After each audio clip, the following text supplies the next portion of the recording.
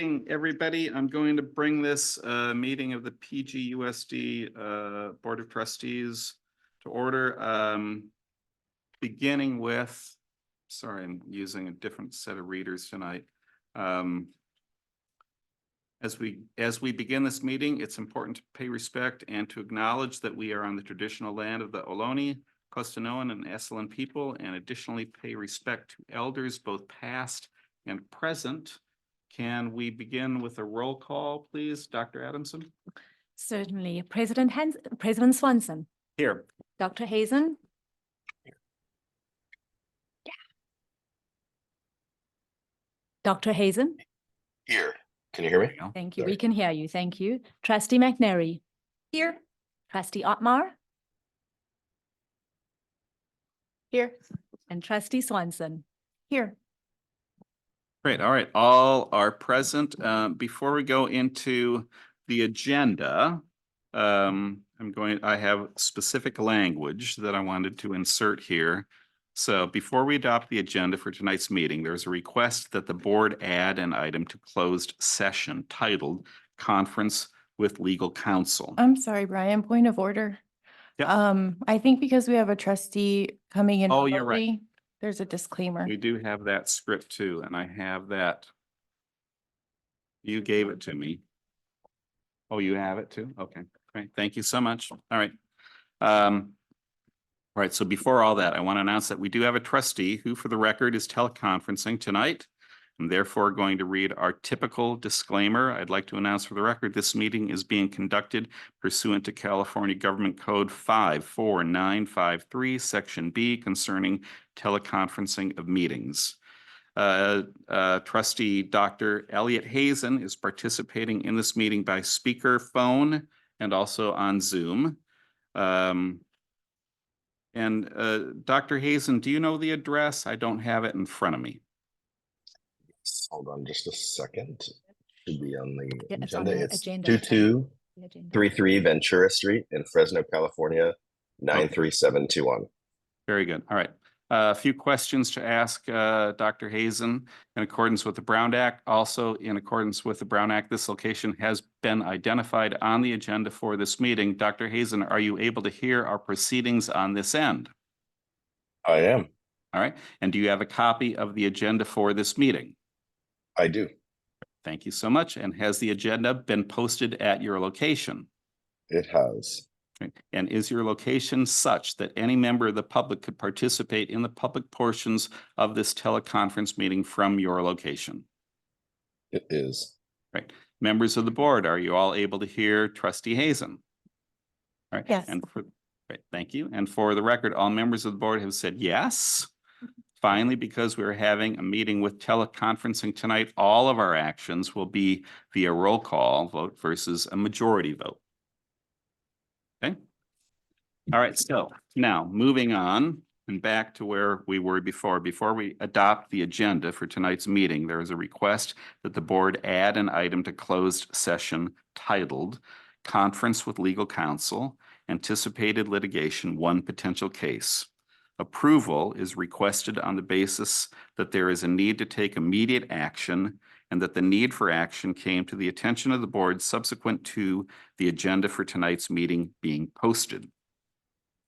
On Friday, March 1, 2024, the district received a letter from a law firm representing Construction Industry Force Account Counsel outlining its legal analysis to challenge the district's agreement with ABM Building Solutions, LLC. The need to address the letter came to district's administration's attention after the agenda for tonight's meeting had been posted. If approved by a 3-2 vote or better, this item will be added to the closed session portion of the agenda. The board president, that being me, now will entertain a motion to add the agenda item under closed session as follows: Conference with Legal Counsel, Anticipated Litigation, One Potential Case. So, calling out to the board, is there a motion to approve or to move forward? Can I see a motion? I'll make a motion to add it to our consent or our closed session agenda. And can we see a second? I'll second. All right, so we have a motion from trustee McNary and a second from trustee Swanson. All in favor? No, and we need to do a roll call.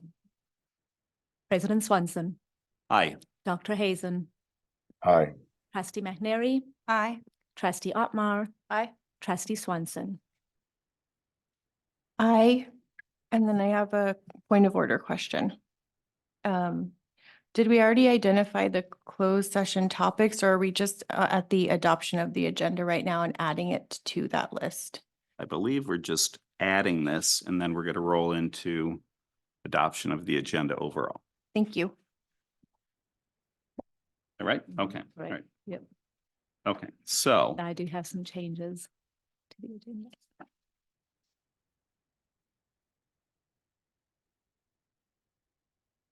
all right, so now with the I guess adjusted agenda, we should move to public comment. Do we have any public comment? I have a few changes to the agenda that I want to Okay, just draw yes. attention to prior to that. So the first is that we added on page 6 of 7, we added move, second, and vote to items E and F, which are under action. So that was a required, that is, that correction has been made. Copies are in your blue folders. To the minutes, we made an adjustment to specify the names for the 3-2 votes so that it was very clear who voted yes and who voted no.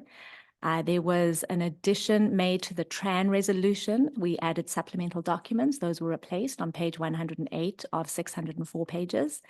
The personnel report has been updated. That's on page 38. The second interim report supplemental items were added. That's page 325. And in the second interim report budget book on page 161, we made a slight amendment to the signatures on that page. There was one error that we caught, and that concludes the adjustments. Thank you. I would like to jump into on this with this additional closed session item as to where we place it. We have 1, 2, 3, 4 items on here. I would love to place it at the beginning as a 0.5 if we can. Can we do that? Doesn't matter. Okay, all right. Okay. All right, so all that said, looking for any public comment on, we've got nothing online and anyone in the room? Seeing no one. I have something. After thinking a bit, I do have a question about identifying for 3-2 votes who dissented. So is that something that we should be voting on as opposed to just making the change based on head nods, or? Because I think I would not like that. I believe, well, it's something that we had discussed during our governance session on Monday night. Mhm. And so we had made, and I think our guidance from our legal counsel was that it is best practice to, add the names. I mean, if everyone wants to weigh in on that, and I am looking over to Lou on, your feedback on that. I mean, is it required or best practice? Not, thank you. Unless there's a roll call vote required, it's not required to say when you have everybody here, anything other than what the vote was. I think it's the best practice, however, to indicate how each member voted, just for the record. The reason I say that is under Robert's Rules of Order, which I believe you operate under, in the event that a matter is brought for reconsideration, let's say it passes, but it passes on a split vote. Under Robert's Rules of Order, the reconsideration can only be brought by somebody who voted with the majority. Okay. It's possible you might forget, if you have it in your minutes on how each member voted, you have a record of what that vote was. Now, like I said, it's not legally required, but I think it's a better practice to have that in your minutes. But it's your choice as to whether or not you choose to do it that way.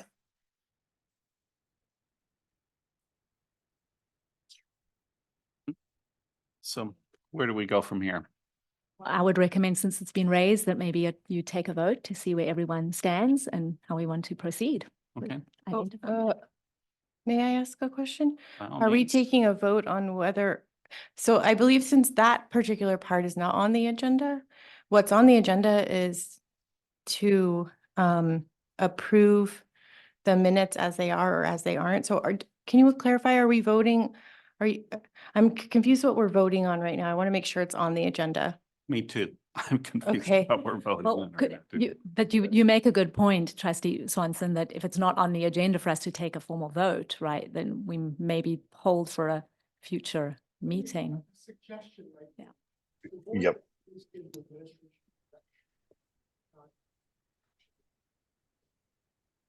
You will approve the minutes. Exactly. Change them when they're called to be approved, or you can leave them as but you're giving direction to administration is not necessarily a board agenda item. So you can make that decision when you get the minutes on whether it might be voted. And then we can bring it back to another meeting where we decide. Okay. Well, and tonight it's a little easier because every vote's a roll call vote tonight, right? So, but going, you know, and I do think it's like, without getting too deep into the weeds, I think it's worth considering as we move forward, maybe every vote that, and partly for everybody that's keeping track, for us to just, you know, do roll call votes when we do it, but, you know, but for tonight, that's what we're gonna do anyway on every item, so.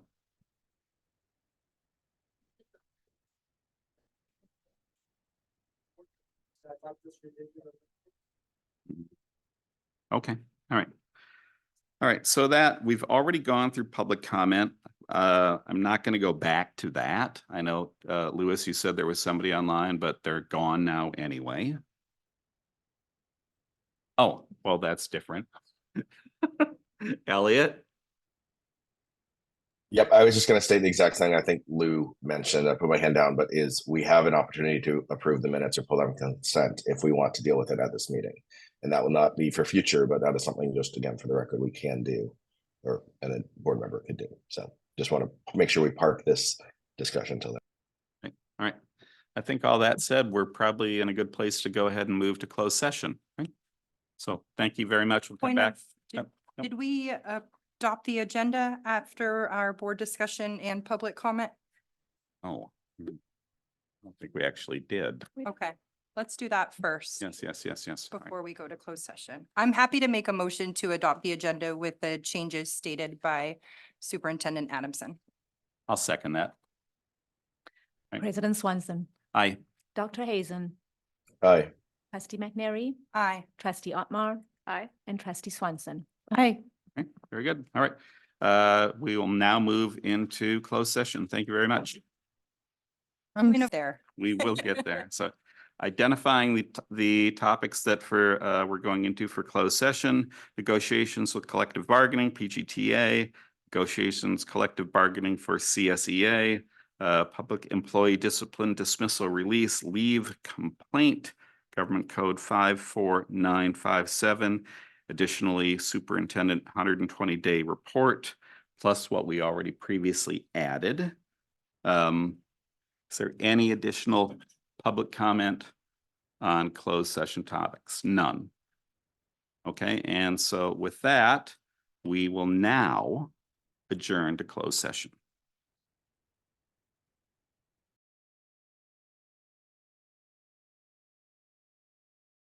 Back on what happened in closed session as it related to what we labeled 0.5 potential litigation. Information was given and direction was also given as to negotiations with PGTA. Direction was given. We did not get to CSEA. And as to number 3, public employee discipline, dismissal, release, leave, complaint, government code 54957, information was given, and we did not get to number 4. So all that said, let's now move on to the Pledge of Allegiance. Trustee Carolyn, would you be so kind? Sure. Ready? Begin. I pledge allegiance to the flag of the United States of America and to the republic for which it stands, one nation, under God, indivisible, with liberty and justice for all. And thank you very much. Hey, Brian, can I ask you a question? Of course. Are we planning to go back into closed session at the end of the meeting? I think we should talk about that now. Let's talk about that now. Yeah. Do we want to do that? I think the inclination was to push unless somebody is, and let's just go quick around the horn here and see, you know, I'm okay to push till later. You mean finish on another date? Yes, Okay. correct. Yeah. Trustee McNary, your thoughts? So we would do then Superintendent Adamson's 120-day report at our special board meeting in 2 weeks in March. I'm comfortable with that, yes. All right, Trustee Otmar? Trustee Swanson? Linda, how do you feel about that? I feel fine. I have copies that I can, I'll share with you so you can take with you and read it in advance. Okay. I'm perfectly fine with that. It gives us I don't want to rush it either because Okay. I think there's good information in there. Yes. I was looking forward to. Okay, thank you. Should we ask Elliot too? Yes. And up on the I'm happy screen? with either approach, whatever the board would like to do, I'm on board with. All right, great. So it sounds like we're okay to push that until the next meeting. So, okay, great. So thank you for that. And that is what we will do. Moving on to written communications. I had a few, I'm sure there are others. A nice letter about update on what's going on with breaker bots, which is wildly impressive. And then one email regarding TK classroom placement, but let's go to the screen first if we can. Dr. Hazen, anything additional from you on Yes. written communication? Yeah, I had a few real quick ones. I got an email from a school counselor elsewhere in the county on the success of the ROCKS program. This is ruling our experiences, an evidence-based program for 5th to 12th grade girls delivered in schools and by trained and licensed female professionals, which sounded really exciting. So I forwarded that one on, and hopefully that's something they said they'd be interested in helping us implement if we wanted. I got an email regarding the PG High School's AP history course, an email regarding photography sections of the high school, and then I think that one of the emails you had already mentioned as well. All right, thank you. Trustee McNary? I forgot to put together my written communications for tonight. So Lucero, I will get you anything that I may have forgotten, but nothing from me right now. My apologies. All right, thank you. Trustee Otmar? I don't have anything additional to what's already been mentioned. Trustee Carolyn? Yeah, I've got a couple. I got an email regarding the upcycled prom clothes drive, a secondary one. I know I mentioned that last meeting, so it was another one. Regarding the school bond extension. And these, by the way, are as of today in the early afternoon. So if you sent me something later, it'll be on my readout the next meeting. An email on the Brown Act training, an email that was a concern regarding a student, emails regarding mock interviews, email about the high school culinary team and how they shined at Pro Start. So it was really cool. Email about small school district advisory council that I'm on for CSBA, and field trip email. That's it.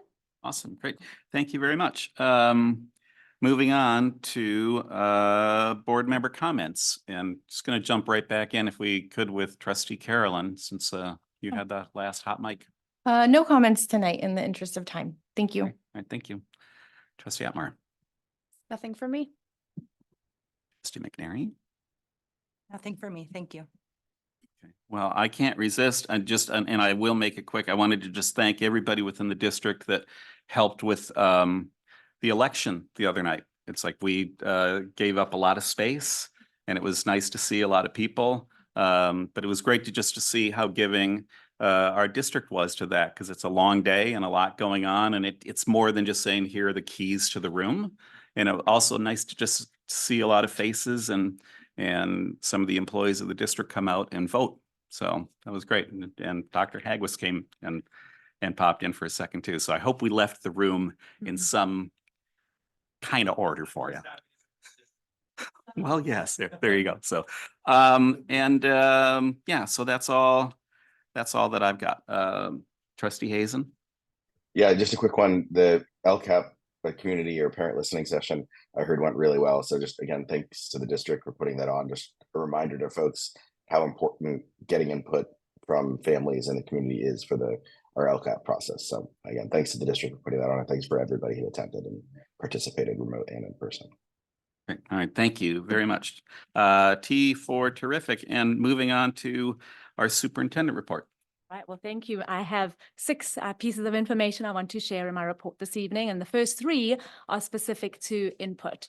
And so just as Dr. Hazen spoke to just recently, was our community input session for our LCAP was last week.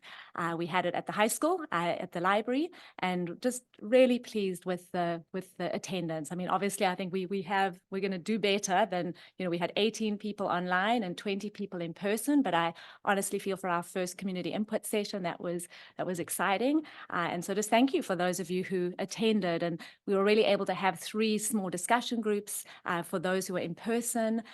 We had Director Binder was facilitating the online group. And, I think it was a total of 18 pages of data and input that we collected. And so through that, we're collecting our themes. And that's just information that we can now add as we start building our 3-year plan as far as we're developing goals and actions. And so that's really exciting. The second one has to do with LCAP as well. And you have very likely received the email. I believe it went out yesterday, but we have surveys that we are putting out to our community. So families, there's a survey going out to staff and then one to students. And so we're really excited about the direct and individual input that we will be receiving from those surveys. The closing date for that is March 25th. So we're going to do a really good job of communicating that. Director Rogerman, today with the help of Mr. Gamble, put together a QR code and a little sort of PDF that's gone out, and that we have that posted on our website and will be posted on all of the school sites as well. So we really want to be able to make that as accessible as possible. The idea being people can use their phones and scan the QR code and, take that survey wherever they are. And I believe it's around 8 minutes is kind of what we're looking at if you were to go ahead and, answer all of the questions. So please complete them. You're going to be hearing from us a lot in the next 2 weeks. And we're going to even give out sort of updates on how well we're doing. And with the schools, we're looking a little competition with that to, really, I think, get our principals into that. So again, looking forward to the feedback we'll get there. And then my third item, I was so pleased to be able to participate in 3 different input sessions as we're in the process of recruiting for our high school principal. I met with student groups, and it was our student leadership groups from all of our various levels at the high school. Also met with the students at our community high school. I had a parent evening where we had parents involved in giving feedback. And then, of course, the staff. I offered 2 opportunities to meet with them, and just grateful for that. I think it's so important as we're getting into this process. We have posted for the position. We'll be setting up interviews in the coming weeks, and really having that feedback at the front and center as we're meeting with our participants and really, making that hard decision. Principals influence everything at the school site. They set the tone, they influence everything from instruction to safety. And so it's an important decision, and just know that we don't take that lightly, and that input is going to weigh heavily as we make those decisions. So again, thank you. Number 4 has to do with sports, and I was so delighted to be able to watch our boys varsity basketball team. About 2 weeks ago, they played here at home. Unfortunately, it was the same night as the girls varsity team. They were all made it right to the final rounds in the Central Coast Selection Division playoffs, and it was just a delight for me to watch the boys. The girls were playing the same night, so I couldn't be in 2 places at once, but Principal Garcia was there to watch them, and it was just a delight. I just want to say kudos to Coaches Powers and Pickram, who lead both of those teams, and just another reminder for the access and the opportunities we make available to our students. Just the amount of teamwork, team spirit, resilience that the students show was really just remarkable. Number 5, we are scheduled to have our first joint subcommittee between the PG City and PGUSD coming up on April 23rd. I want to say thank you to trustees Otmar and Dr. Hazen for their willingness to serve on that committee. We're excited about what this means. It's a collaborative opportunity for us to really be working together with the city and moving forward. Our first agenda item is going to have things like safety, a review of our facilities agreement that we have with the city. Pickleball is going to be on there. That's a hot topic right now. Yep, it is. So just excited about that. And those are going to be ongoing meetings, that chance for us to just collaborate and you really talk about solutions to challenges we both face at the school level and at the city level. So excited about that. And then my final item, you very likely received the news, but we are so very proud to announce that Pacific Grove Middle School was a recent recipient of, yes, round of applause, indeed, indeed, of the 2024 California Distinguished Schools Award. And so we are, just so proud of the staff. They will actually be celebrating them tomorrow morning with an early breakfast. Dr. Deneen Gass, our superintendent of Monterey County Office of Education, will be joining us at the May 9th meeting to present a resolution to the administration. So we'll be talking, Principal Roach. And then, of course, there is a state awards ceremony on May 3rd at the Disneyland Hotel, because what better place to have it than Disneyland, happiest place on earth, where we'll be in really good company with all of the other schools who are recognized for this award. I do want to say that we were the only district in Monterey County to be awarded, to have a school that was selected for this very distinguished award. So again, just, congratulations, kudos to the staff for the great things that they are doing for our students, making, closing achievement gaps, advocating for them. It's exciting to see.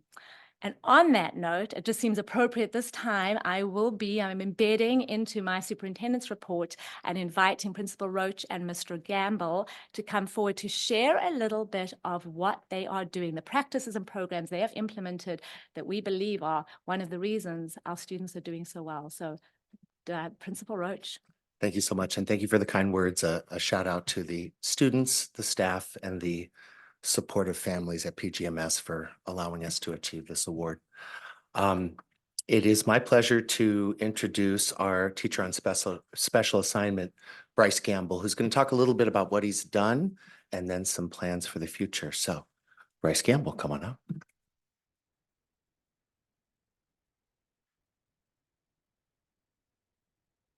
Good evening. At this point, 3/4 of our students, all of the sixth graders, have been trained in everything you see up here. The one that I like the most, that I'm the most excited about, is Canva, which is what that PDF was made with today. With the sixth graders, excuse me. We've created with the thought of different types of testing. Most of these are just links that you can click on, but this one is a multiple attempt assessment.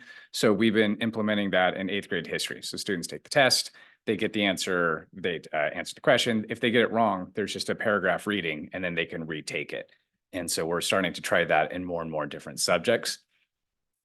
We're doing different types of interaction. This is a radio play that actually Mr. Roach wanted to do with chapter 12. So if you listen to those, there's the one of the office managers, there's myself, there's the custodian, there's the Spanish teacher, there's a science teacher, and there's Mr. Roach playing the part of a pirate.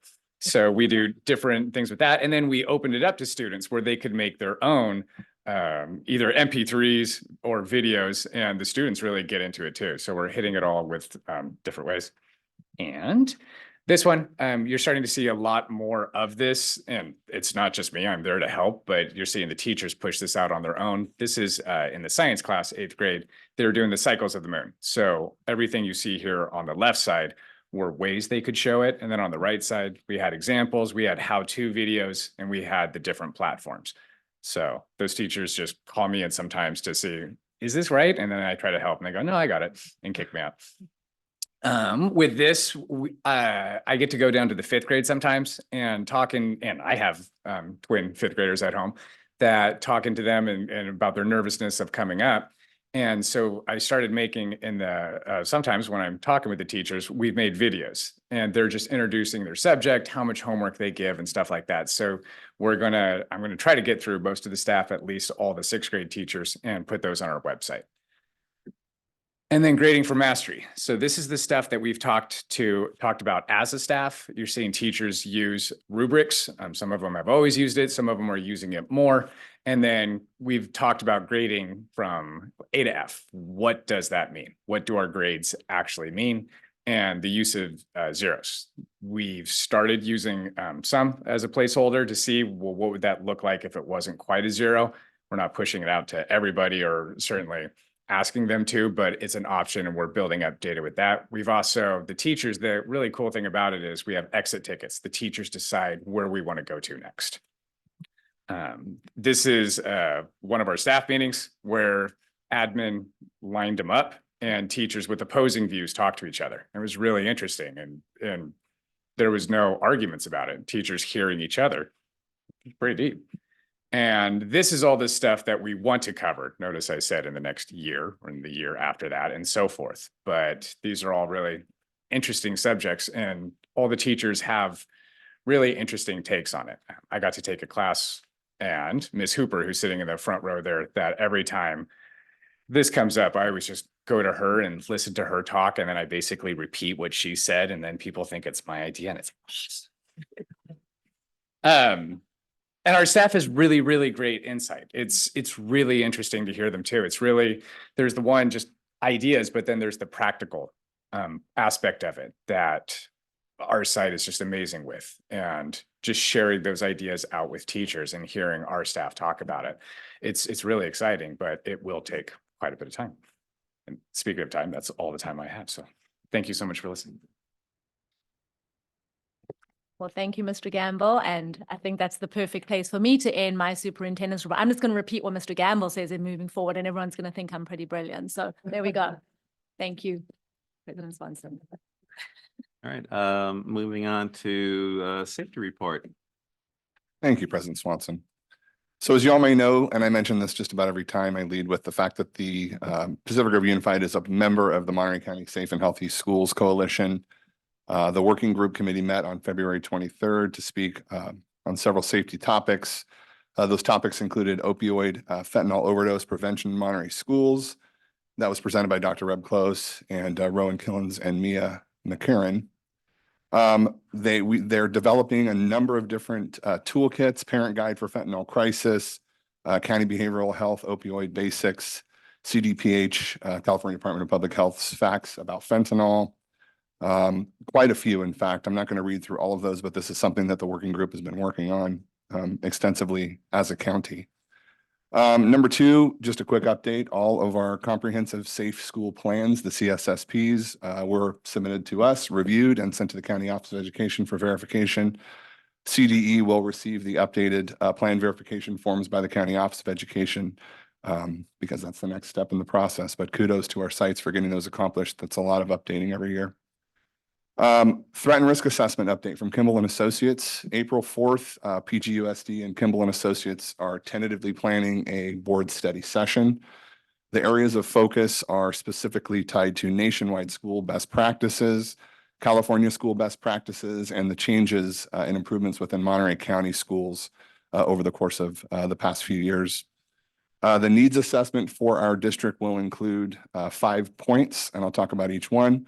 The training component, Big 5 safety protocols, level 1 and 2 threat assessments, the new Assembly Bill 1741 active shooter training that's required of staff and students, multi-district training with MPUSD, the campus supervisor, and that's associated with 2 Senate bills, SB 390 and SB 1626, which mandate a certain number of time for our campus supervisors to be trained annually. Situational awareness, incident command training, that's not actually new. We should be doing incident command training for all staff, ICS 100, 200, and 300. So we're going to be working on implementing that professional development training in the next year. Workplace violence prevention, which is associated with SB 553. The second component that we're going to target is communications. That's areas for improvement. We're going to look at our public address systems. Replacement district-wide. As most of you in the school sites know, the Informacast system is the standard in this district.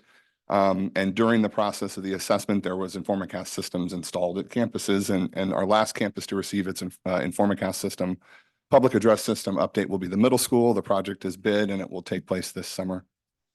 Some other components of communications, the use of Google Chat, site radio upgrades. So we're adding repeaters to our sites for better coverage of our 2 handheld radios. We're looking at developing a safety committee, so both site teams and district teams made up of members of the site and the district. And the safety committee essentially is going to review everything from protocols and procedure changes that are being presented by Kimball and Associates to potential safety projects that are being brought forward as well. So the recommendations we believe in the future would be that the recommendation for improvement projects and changes to policy would come from our staff made up of safety committee members. The fourth item is our infrastructure project recommendation. So we're focusing on a few areas: ingress, egress, that's our doors and fencing. Surveillance upgrades, I've talked about that a little bit in the past, and there's some commentary in there from Kimball and Associates that's to some potential low-cost solutions for us to upgrade our surveillance. Window coverings, of course, that's another component. I know it sounds silly, but it's very important in the event of a lockdown, and not all of our campuses have adequate window coverings. And then our priority for approval is number 5. That's to review our high-need projects as submitted by Kimball and Associates, and review and approve any systems changes associated with standard operating procedure changes. So all of that is going to come to the board, and it will be at a study session. It will be presented by myself, Director Martinez, and Kimball and Associates staff. Thank you. All right, thank you, Assistant Superintendent Jorn. Moving on now to individuals desiring to address the board. This is for non-agenda items, and just a quick reminder, this is typically, well, not typically, always limited to 20 minutes per subject and 3 minutes per speaker. But again, for non-agenda items, let's open it up first to PGUSD staff. Anyone with a non-agenda item comment, please come on down.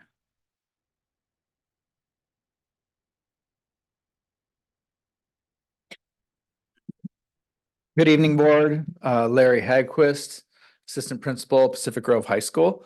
Just wanted to share a little update of some of the ongoings at the high school right now. It's a busy season. We've got a lot going on right now. We had today, tomorrow, and on Tuesday, we had the STAMP test, which is a language proficiency test.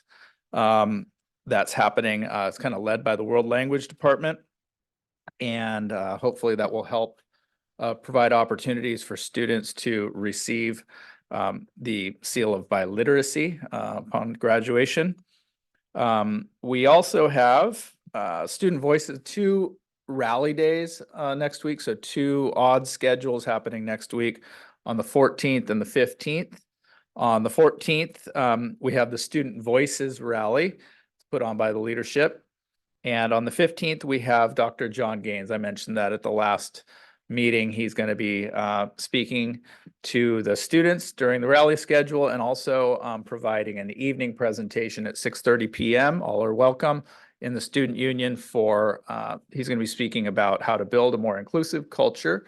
And what else do we have going on? We are looking forward to the WASC visitation.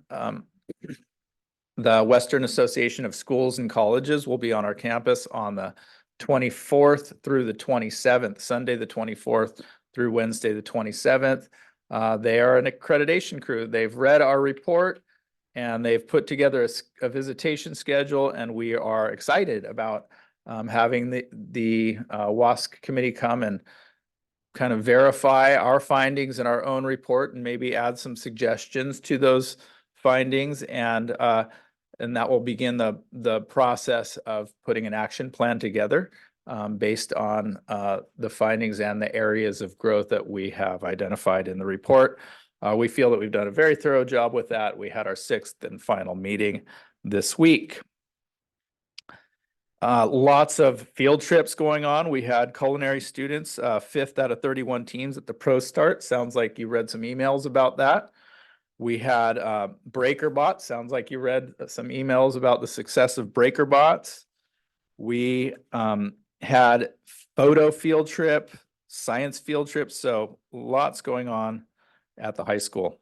And that's my report for today. Thank you very much.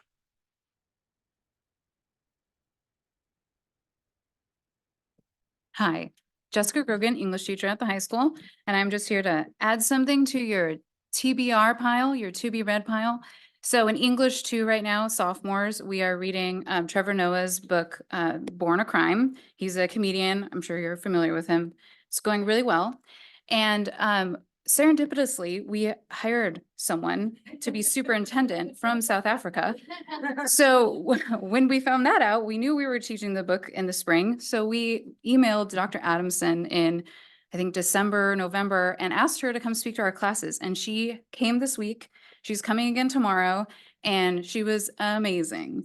It was so cool to have her. And she talked to the students about Nelson Mandela and his amazing legacy and her childhood growing up in South Africa. And we just wanted to really thank you for coming.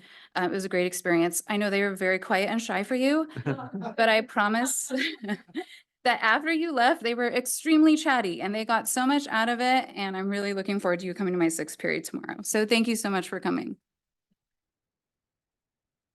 Awesome. Thank you. Thank you very much for that. Any other staff? Hello, Erica Chavez, just from Robert Down. Just a couple of things that are happening at Robert Down. Our bookathon is wrapping up this week. Tomorrow we're doing our book swap at lunch that's sponsored by PTA. And tomorrow evening is our pajama reading night from 5:30 to 7:30. We have our STEM night on the 14th from 5 to 7. We have our Peppers Dine Out on the 20th. And the drama club performance for families or community at large is at 5 o'clock on March 24th. Thank you. Awesome.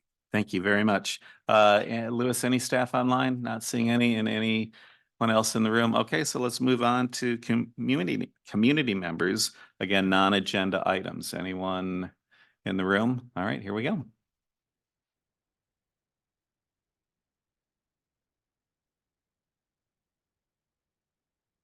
Good evening, Superintendent Adamson and school board members. I haven't been around public schools for a long time. My name is Carol Marquardt. I live in Pacific Grove, and I'm just amazed at the issues you have to deal with. So that's all I want to say. Very impressed. I wanted to email you this, and my computer wasn't working, so now I have to read this. I have been a student at the Pacific Grove Adult School for many years. I'm obviously retired. I'm a grandmother. And I'm going to read this because I didn't email it, as I said. I realize that the district's cultural proficiency plan of the PSU, Pacific Grove Unified School District, is offering a special class at the Pacific Grove Adult School. And the class is based on the recent book, Combined Destinies, by local authors Ann Jealous and Caroline Haskell.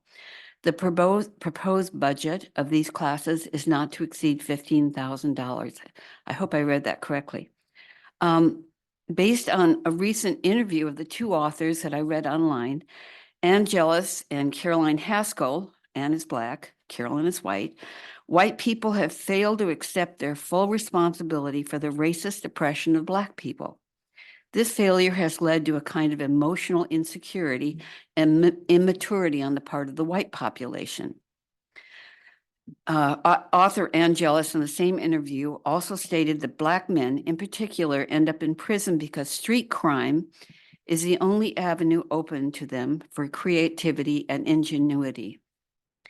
Nowhere in this interview is there a suggestion of parenting or lack of as a reason for crime and violence in Black neighborhoods, nor is there any suggestion that paternalistic but well-meaning government programs contribute to dependency and dysfunction in many of these neighborhoods.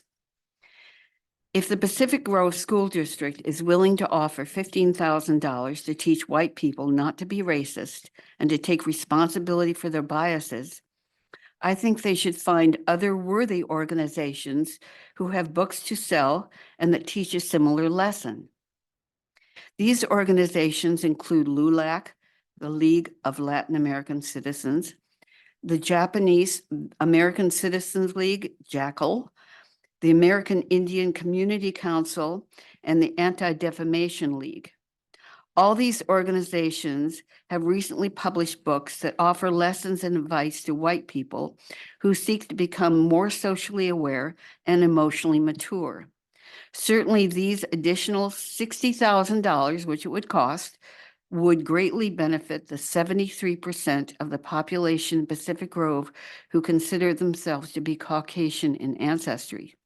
Now, I I'm just sorry, wanted, Ms. Marquardt, thank we you. do need to limit your comments to 3. 3 minutes. So thank you very much. Okay.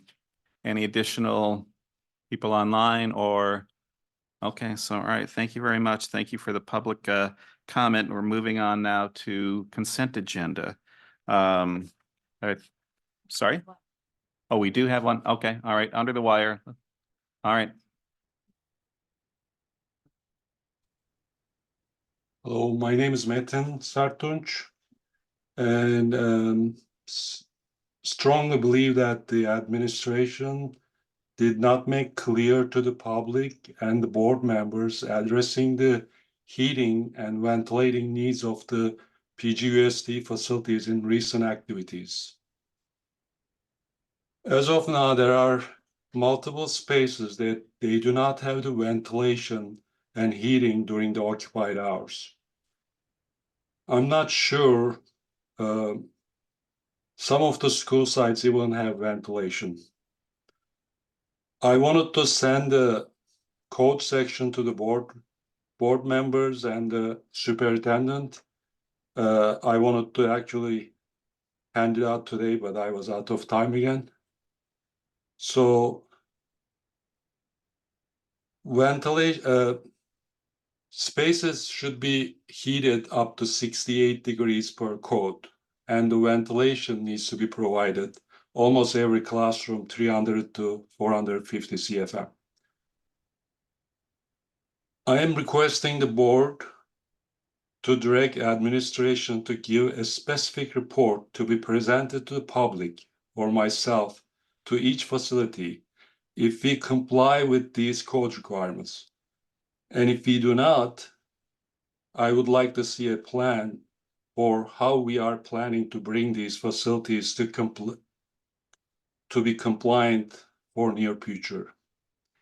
Please remember, the government gave funding to improve the ventilation to all the school districts during the pandemic.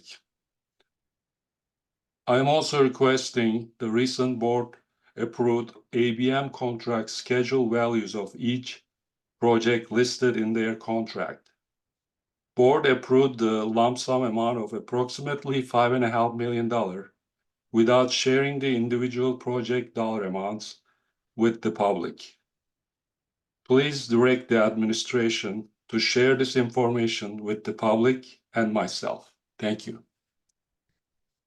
All right, thank you very much for your comment. Louis, we have one more, or maybe two. Hi, it's Molly. Can you hear me? Yes.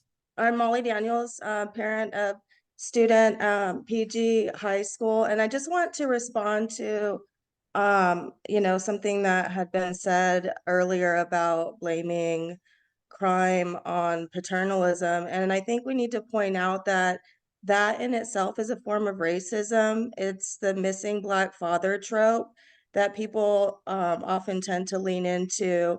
And, if you look at statistics, you will find that Black fathers are very much involved in their children's lives.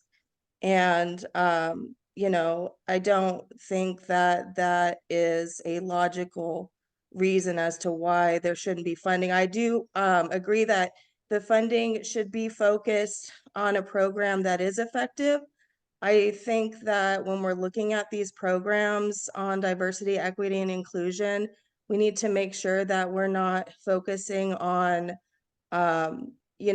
white children feeling bad about racism. And, because of the fact that non-white students, particularly Black students, are the most affected population at the school by racism. And that's what we need to focus on, is how do we teach the children how to identify those behavioral patterns psychologically and behaviorally within themselves socially that have been ingrained since birth, because it does start when they're very young, as early as infancy, learning through a pattern of punishments, a system of punishments and rewards that they pick up on in the environment around them. And so, I heard someone say at LCAP that, well, don't you think the kids are a little bit young to be learning about racism? What do you think an appropriate age would be as far as K through 12? Well, my response to this is, you know, children of color, Black children particularly, they don't have a choice to learn or not learn about what racism is. It impacts their lives. So why shouldn't the children that are just as young learn about the ways that they're acting that impacts the lives of Black children? And so I really think that everyone needs to consider that as well. And the programs that are coming into play, I really think that it does need to focus on, you know, the experiences of African American children. Because if you're talking about the analytical skills that you need to unpack intersectionality, that's where it is. And so with that said, I'm going to leave my comment there, and thank you so much. All right, thank you for your comments. Louis, do we have anybody else online? Nobody, anybody else in the room for public comment on non-agenda items? Not seeing any. So again, thank you to everybody who did speak up tonight. We're moving on now to consent, and I just want to read this real quick because we haven't done it in a while as to what consent is, because sometimes people aren't exactly sure what it is. So, items listed under the consent agenda are considered to be routine and or may have been discussed at a previous board meeting. There is no discussion of these items prior to the board vote unless a member of the board requests specific items to be discussed and or removed from the consent agenda. Each item on the consent agenda approved by the Board of Trustees shall be deemed to have been considered in full and adopted as recommended. So, knowing all that, and we have items A through M going to the board, are there any items that we're looking to have removed from consent this evening? I'd like to pull M. Right. Thank you. Pulling M. Trustee Otmar, Trustee Carolyn. Anything to pull? No, thank you. Okay, sorry, didn't mean to put you on the spot. Just want to make sure I got No, I everybody. appreciate it. Thank you. All right. Trustee McNary, anything? Nothing No? for me. No, thank And you. Trustee Hazen, anything? Nothing for Okay. me. Thank you. All right, so let's pull M. And then knowing that we're going to pull M, and let me just find it here if I can get it. And is there any public comment on consent items A through L? Anyone online, Louis? No one, anyone in the room? Anyone? No one? All right, so looking for a motion to, unless there, well, I think we've kind of covered board discussion on that. I don't think there is any. So can we get a motion to approve consent A through L? I'll make a motion.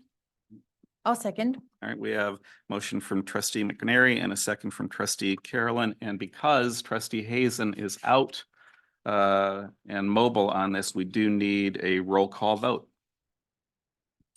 President Swanson, Aye. Dr. Hazen, Aye. Trustee McNary, Aye. Trustee Otmar, Aye. Trustee Swanson. Aye.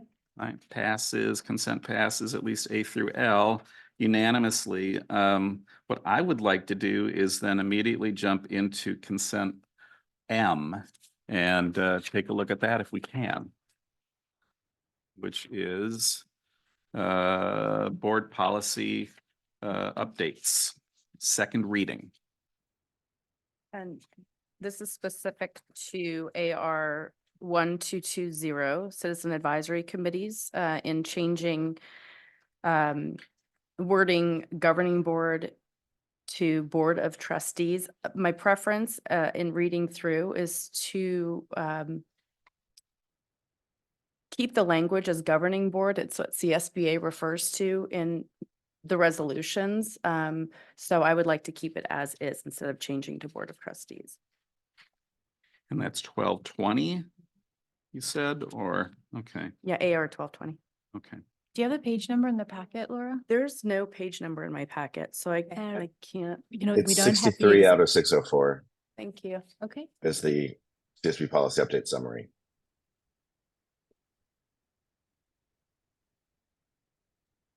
So we don't actually have copies of the policies because this is a second reading. They were included in the agenda from last month. And so, you know, what we could do with this particular one, if, you know, our trustees want to go ahead and read it again, we could just bring that particular one forward for a second reading at the next meeting. Okay. If that works. I'm okay with that. All right. Everyone in agreement with that? Okay. Do we need public comment on that to bring it back later, or is that what we're doing? That's Right, what so your I guess we direction don't need is. public comment on that to bring it back later unless is there any other board comment on this? Are we, just for clarification, are we going to approve the rest of the board policy updates this Ah. evening and then bring back this specific admin reg at the next meeting? Is that what you're discussing That, or that motion proposing? can be made. I'm I just think, right? curious what was proposed by I'm staff. understanding that that is the proposal. And so, trustee Otmar, if you want to make that motion, and let's go ahead and make that vote then. Okay. And just before we go to a motion on that again, trustee Otmar, so your recommendation is that we keep the language as is and that the previous language is already part of California Education Code, is that right? Correct. Okay, all right. Thanks for clarifying that.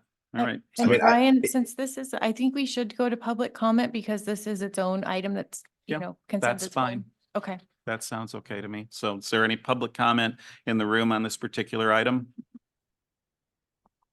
Seeing none. Louis, do we have anybody online on this? Okay, so I think at that point, we're looking for. I Yeah, would go like to ahead. make a motion, and I'm actually gonna make a slightly different one, is just that we approve the whole thing with the wording suggested by trustee Otmar, that we keep it as governing board rather than changing it to board of trustees. So that way we don't have to bring it back unless someone feels strongly it needs to be brought back.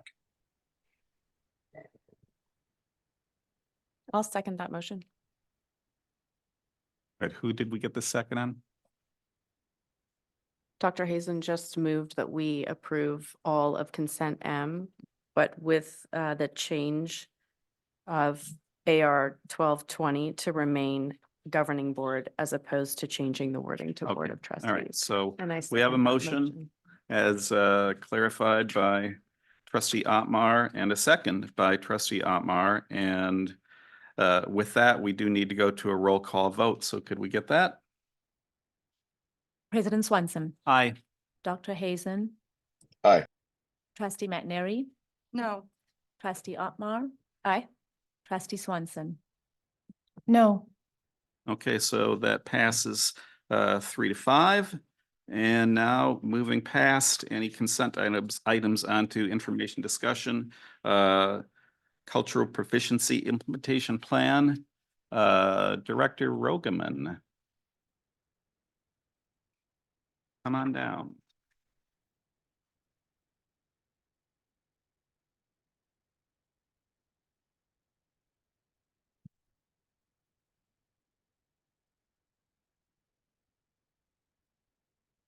Well, allow me just to get situated here.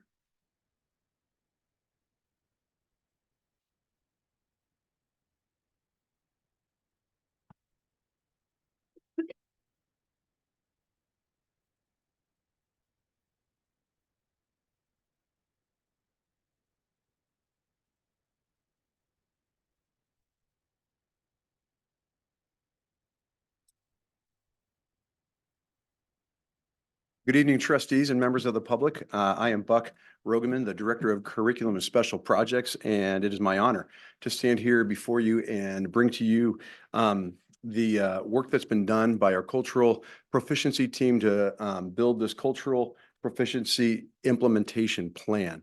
I think that one of the things that you'll be able to appreciate as one of the strengths of this is the work that's gone in from multiple people at multiple sites and having, public input coming together to build this first cultural proficiency implementation plan that we've had for the district. One of the things that you might recognize as well as you go through this plan is that an area for growth for us is going to be choosing metrics and progress indicators that will accurately help judge the progress that we make. But I think that what you'll see when our folks from the different sites stand up and talk about this cultural proficiency plan is a lot of heart and commitment that is going in to building a better district for all of our students. So when we talk about cultural proficiency, really kind of the three guiding ideas that we want for every single one of our students that comes through our schools is a sense of belonging, a sense of safety, and we want them to be able to have what they need to prosper when they leave our schools. And so that's going to be some of the guiding principles that we have. We want to talk just a little bit about the plan development process. Back in 2021, we started a 10-day certification process for our cultural proficiency team members. The team members were, or the teams at each school were made up of teachers, admin, and classified staff from each one of our sites. And we met together for 10 days and went through this cultural proficiency process. And then that process ended in the year 22-23. And in the spring is where we started to develop the focus areas and action steps that you see in this program now.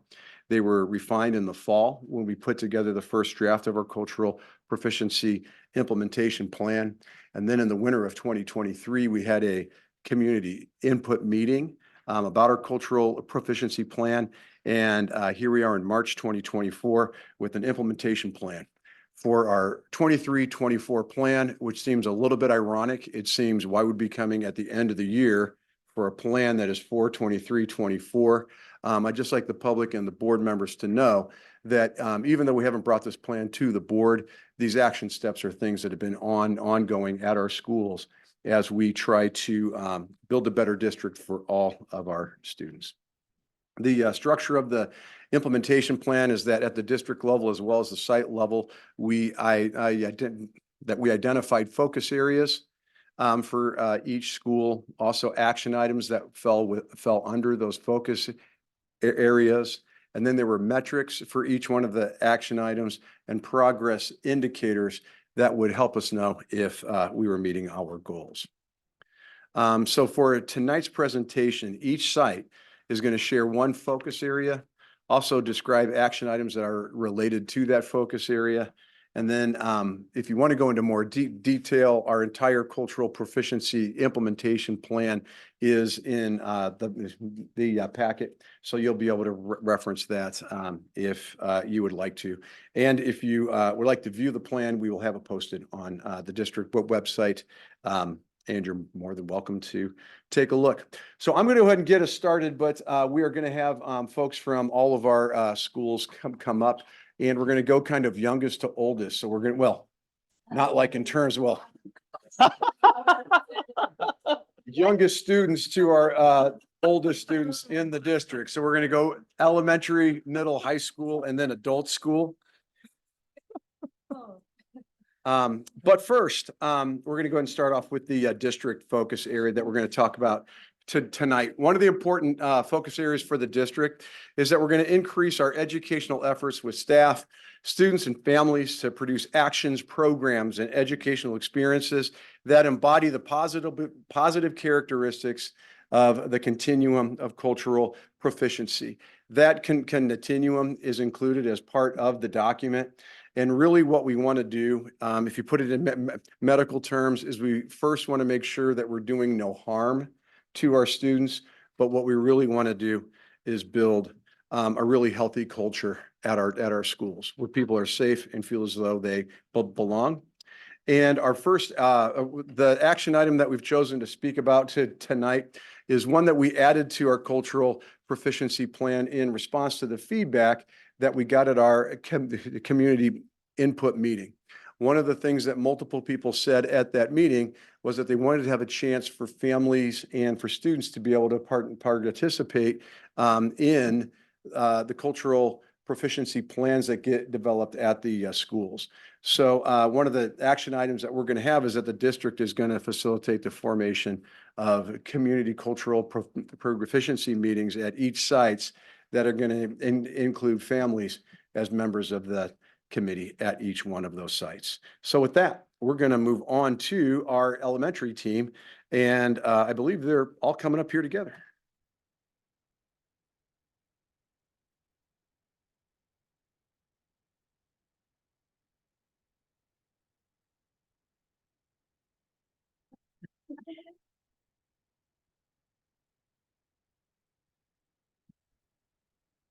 Forest Grove has approximately 19 different countries in attendance, speaking approximately 21 different languages.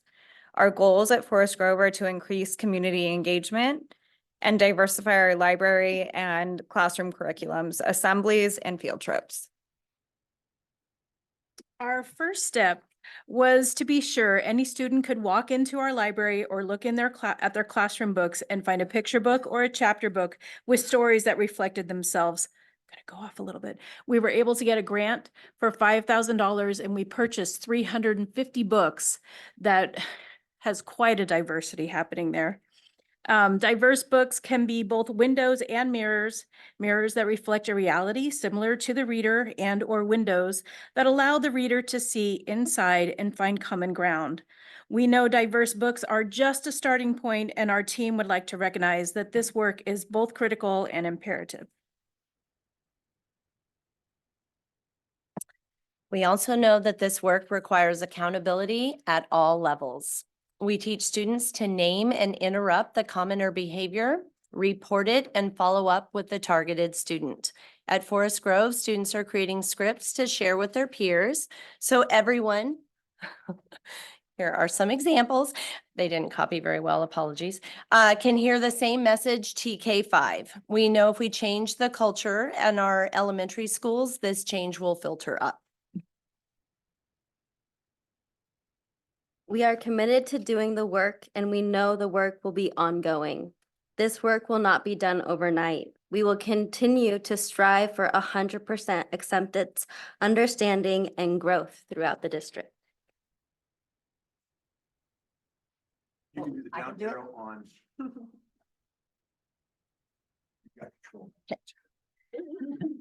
At Robert Down, what we've done already is over the past decade, Mrs. Scanlon has already kind of been diving into DEI collections. But recently this collection now includes 46 titles listed in the Rebellious Read Alouds Teacher Guide. This teacher resource by Vera Ahia helps adults on campus, so librarians, classified staff reading to students and teachers, facilitate class discussions of these DEI storybooks. All these titles can be found in the resource tab of our digital library catalog. In 22-23, Scholastic's Rising Voices libraries were purchased for use at each grade level.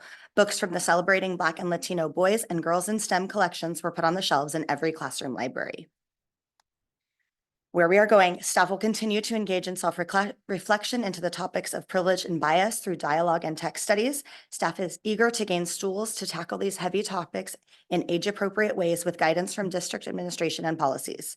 Our administration seeks to provide MTSS training, which is multi-tiered systems of support, training for staff to educate staff on principles of integration of MTSS strategies in the classroom while continuing to integrate cultural proficiency practices.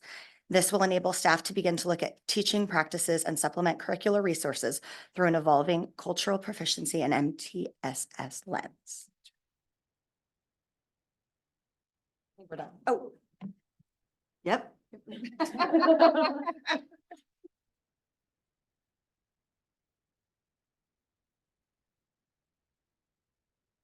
Middle school. All right, PG Middle School. And so about a month ago, the equity team and Mr. Gamble, we went into 12 different classes to collect data to hear the student voice on how we're doing. We also presented our plan and our goals. And it was really neat because we really heard what they thought of how we're doing in UDL and advisory. How can we make advisory better? And Spirit Days, is it really reflecting diversity in the classroom? And the video bulletin. For the student-driven advisory, we have advisory once a week.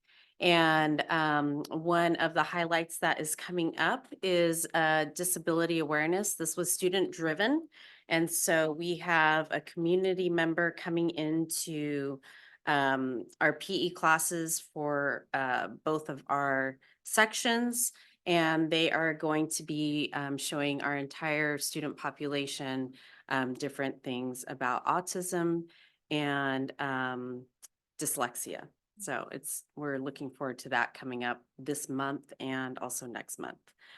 We also have during advisory right now, we just went through our second round of growth mindset. And I think we have 2 more sections of that in the next 2 weeks. So. As a staff, we're also going to be doing some of these trainings. So we've been working on restorative practices this year, and then we have, I think we're partnering with the county for LGBTQ plus coming up, and then neurodiversity awareness also with the staff. With universal design for learning, we have that going throughout our entire school. It's great because students are being able to choose different ways of learning. Dr. Adamson witnessed one of my PE classes where they got a choice to run. So that's been really good. So. And then we're also focusing on grading for mastery. So like Mr. Gamble said, we are test driving a no zero policy. So I'm one of the teachers doing that. So that's been really fun to implement and just see how it's affecting my grade book. And we're going to look at the data and compare it to what it would have looked like with the zeros and without. And then there's, I think, 4 other teachers also trying that out. And then finally, we've been using rubrics or focused on rubrics all year. So those of us that have used it always are continuing to use it. And then some more people are starting to use it, and students are really liking it and asking for them all the time. So it's going really well so far. Thank you, middle school. Second.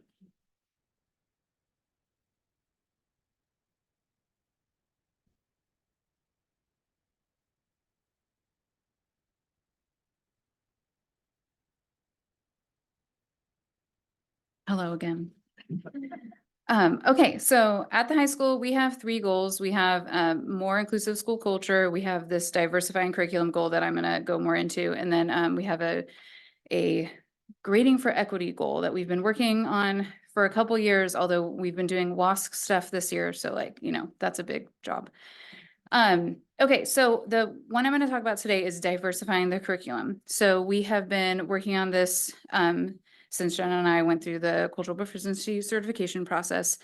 In the English department, we have been working on this for like a few years already, and we have really diversified the class novels that we teach. I shared an example earlier. So that has been going really well. Jenna and I did a focus group with students, and we asked them that, and that was like a really positive. Students had a really positive response to seeing themselves in the literature, and also seeing representations of people that are different than them in the literature. So that is being positively received by students. What we're working on is expanding this beyond the English department. Like, yes, I think that's like an obvious place to start, and yay, we've made strides, and I'm really proud of that. I think that we really want to work on diversifying the curriculum outside of the English department to all of the departments, and also think of like inclusion and equity and diversity work is not just what you teach, but it's also like how you view the students in the room and how you treat them. So bringing that kind of mindset to the whole staff at the high school is also a priority for us. Thank you.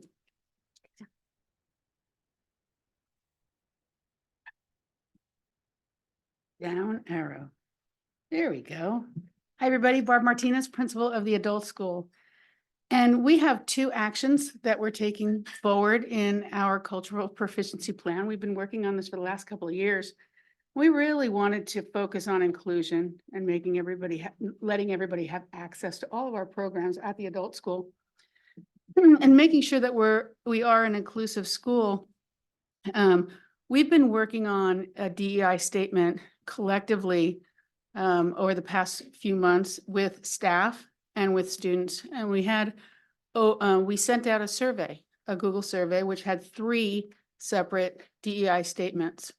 And we sent it out to all of our staff, and we had 53% of our staff respond, liking one of the versions, but also gave them room to comment on the other 2 options. We got some really rich ideas and statements and developed some really good dialogue between the staff.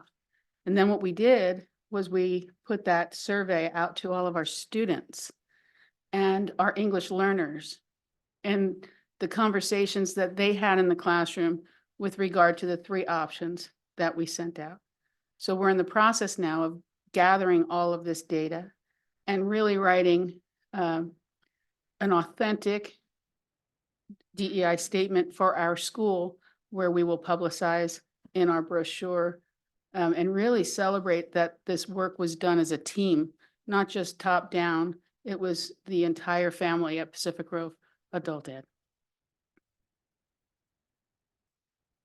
And yes, we are offering a workshop, a series of book reads for the community. I think it's really important that over this time that we've come together talking about equity and inclusion and really learning about oneself and how, and our place in the world, place in time and space, right?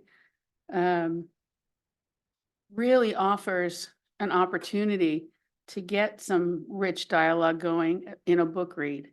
You know, I call it, you know, sand in an oyster, right? It's something that's uncomfortable sometimes to talk about, but what you get out of the conversation and learn about yourself is something beautiful. And so that we are going to have our first book read, which I've offered you tonight.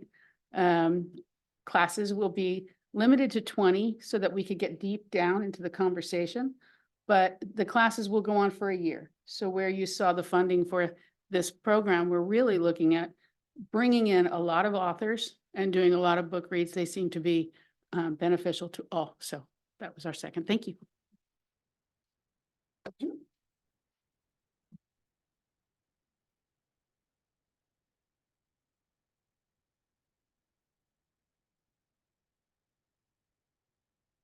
Okay, so that sort of summarizes a little bit about what's going on at each one of our sites. Again, if you want to get the full view of the implementation plan, the best thing to do is to go ahead and read through it. I think that, you know, the main message that you hear from everybody is that we understand that there's a long journey ahead of us. I think that what the implementation plan really shows is a commitment to go on that journey. Just knowing the people that are doing the work for us, I have a lot of trust in them that we're going to hold each other accountable and move ourselves forward in a very, very positive way. And then I think that the other thing that came loud and clear through the professional development feedback that we had from our last training session, where we you know, had NCBI and BLAAC come in and work with our staff, was that there was a resounding call for us to be able to take good concrete actions and steps toward, first of all, sending a very strong message that racism and bias is not going to be tolerated in our schools. Really clearly define what the policies are, and then put together a response protocol that's going to be consistent throughout the district. And so that's really the next steps for us. And I think that staff are going to see, as the admin team goes through these training, that those concrete items that they're looking for are going to be delivered to them as we build them. So thank you. Thank you. Thank you so much, Director Rogoman, for that. Just so everybody's aware in the room and online too, this is an information discussion item. So there, you know, there may be direction at the end of it. There's no actual vote on anything. What we'll do next is go to public comment and then board discussion. And then if there is direction, but so if you do have public comment, get that ready. I want to first go to the room, and if anybody online wants to line up and get ready for that. But if there's public comment in the room, please step up. And again, it's 3 minutes per person and 20 minutes overall. And from there, let's go.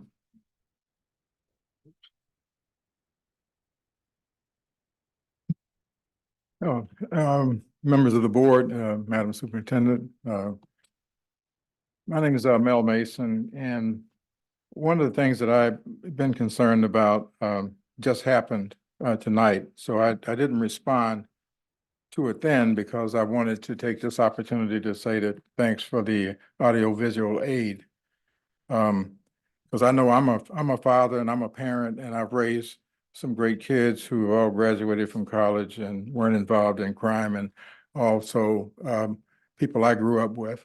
who were Black, raised children who became attorneys and corporate heads and all kinds of things and stuff. So I think that, you know, what we're seeing is one of the reasons why we need to have a completely uprooting of the current system that we have and the rebuilding of another one, I think, with Mr. Ragaman and is it Dr. Ragaman? No, it's Mr. Okay, you like me. Okay, it's good. Okay, that we, you know, that we need to have system transformation. One of the things I'm concerned about, though, is the use of certain organizations to do what we feel is topical work. I'm not saying that it's not good. I think the cultural competency plan with Danny Monroe, who is one of the subject matter experts that I tried to get here with this district, said that this plan is good. Said that the work that people are doing, excuse me, is good. That the commitment on the part of staff and faculty is good. So with that, then it gives us an opportunity to do something that's a little bit more than just the kind of meetings or trainings, you know, that are being given by the organizations you've chose to contract with. And also my concern is that you contract with these folks, don't let that be a substitute for the real work that needs to be done. Both Lyndon Tarver and I had did an extensive, along with Danny Monroe, an extensive vetting of organizations that could come in here and actually do the kind of long-term work that's needed. I think that I know that we had a Zoom meeting with superintendent, and we were able to introduce you to the principals from this organization who have a long and very good track record of doing systems transformation. Systems transformation is not us getting together and doing a kumbaya thing. System transformation means that you do deep-rooted and long-term work that this organization called Brave Space, you know, is cut out to do, is qualified to do. And I know I'm running out of time and and everything, but and maybe Mr. Tarver can carry on for me. But there is something that needs to happen that's a lot deeper than what we've been doing, and that will, I think, coincide with and support, you know, what this wonderful staff has been doing with this cultural competency plan. But again, Sorry, Mr. Mason, I do have to cut you off. in okay, 3 that's minutes, so it. Thank you Okay. very much for your comment. Okay, thank you.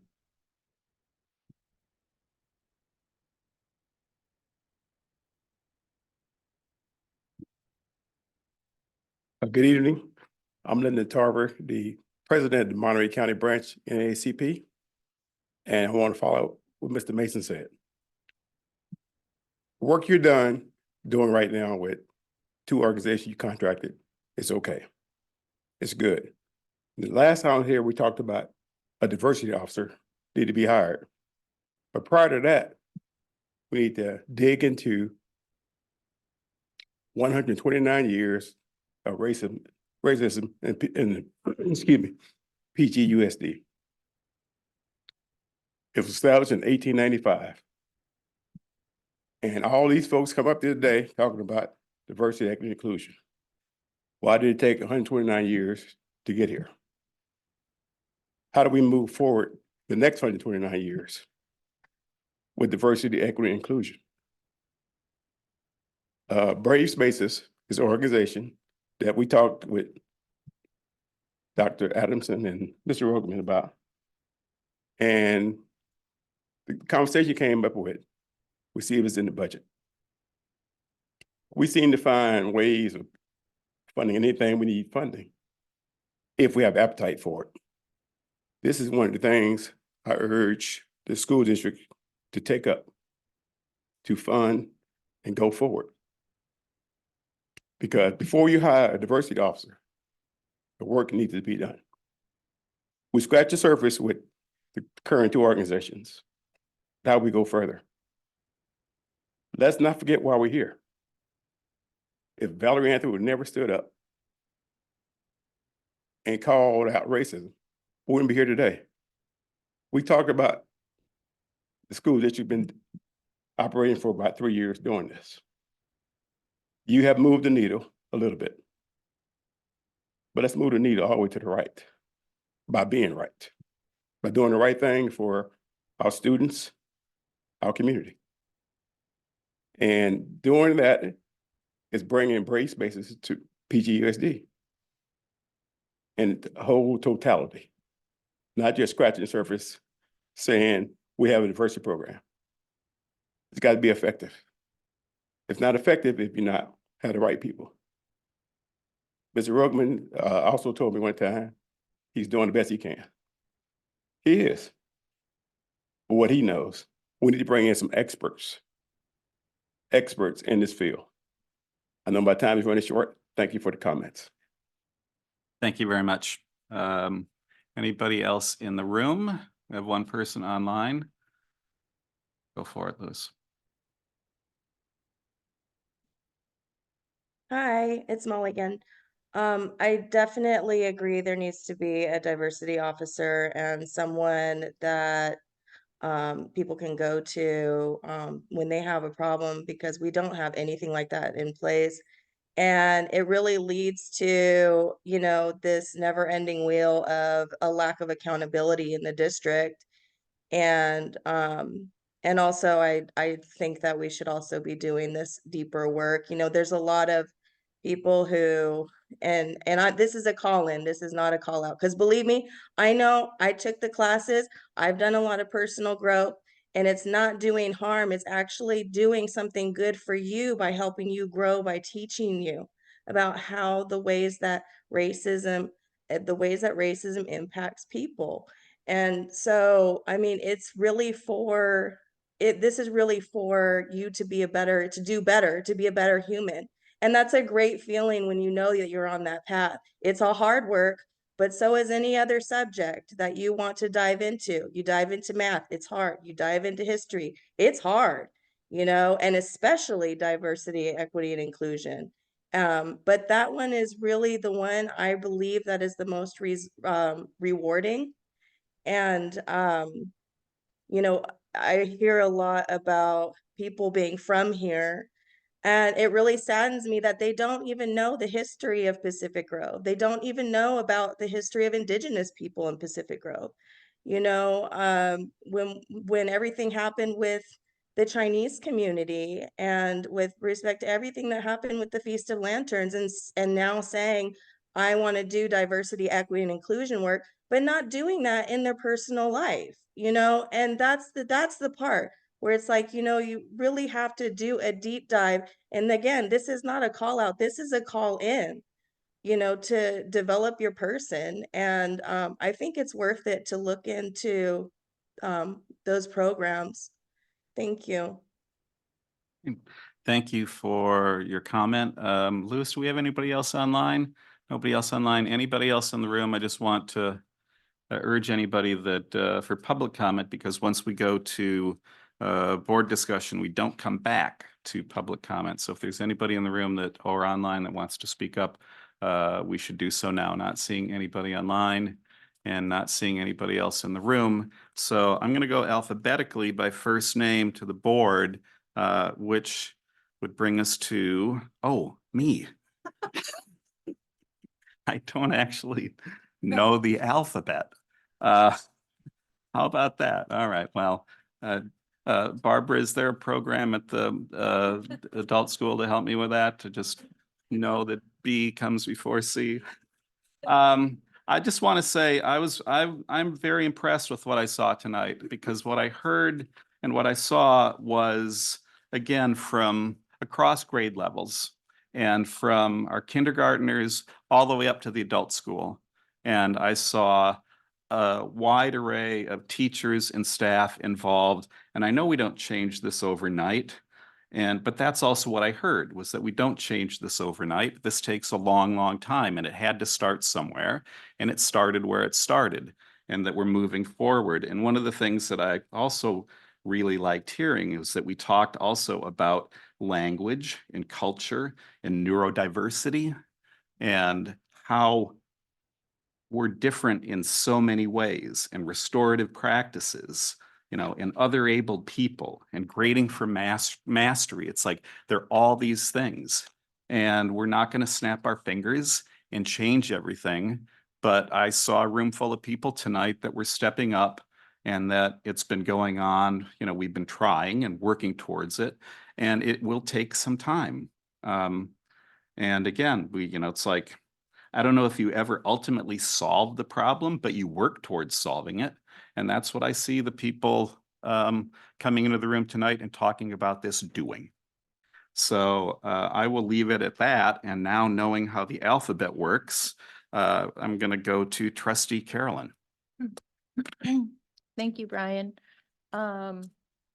Thank you tonight for spending your evening with us, to the staff members, and volunteering on this committee for 3 years. So it's quite a dedication, and you're here as volunteers really tonight. I know that I won't go into it, but you volunteered for this, to take this on and have these vulnerable conversations. So for all of the staff who are still here, thank you. And please pass on my thank you to the staff who had to leave early, because I understand it is an evening time. So thank you very much.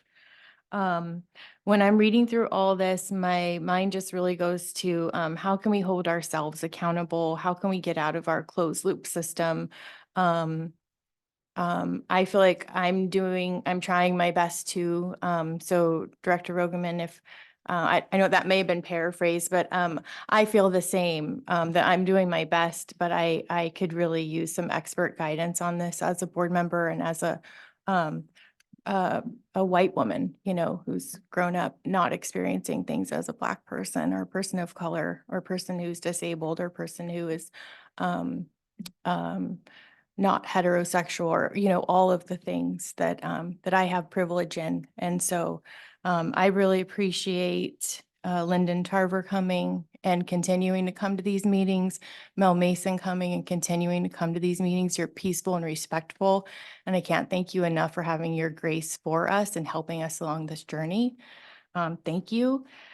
I did see in the cultural proficiency plan, so with the idea of holding us accountable, it mentioned that from the goals for this year, we're going to develop policies and procedures for when racist acts happen, racist, violence in the form of words or physical happens on our campuses. And so the school year is almost over, right? We're in March. School year ends for most students at the end of May. So that is my first question. And I'm going to finish all my questions if that's okay, and then you can answer them, Buck. Sure, I may just have to ask you to repeat them if I don't. Do you want me to go one at a time? Sure. Okay. So when will the policy and procedures draft come to the board? So the first training that we're going to do with Lozano Smith as part of the bias incident response protocols is going to happen next Wednesday. That is part of 4 more sessions that are going to occur. We also have 2 more trainings with NCBI and Black that are running parallel to that. So it'll be toward the end of the school year when the entire package and protocol comes to the board. Okay. What I was referencing earlier is as we develop messaging, so the first area that we're going to focus on is preparation and prevention, and then reporting and response is going to come in our next session. But when we come up with the messaging that we want to have consistent throughout the district, that's going to be one of the first things that comes out. And we're not going to wait until the end of the school year to send that messaging out. One of the things that we're also going to develop is the policies that we have. That's my question. Right, When's that yeah. coming to the So board? that's going Yeah. to be in our session on Wednesday as well. And really what we're going to do is we're going to look at the existing policies that we have Okay. and see if they're sufficient to do the work that we need to do. Okay. If they are, then what we want to do is transform those from like board policy speak into a 1-pager that's simple for people to understand and clear for administration to be able to No sorries needed. Take your time. to communicate to our families and our students so that we can begin to fill one of the points that's missing.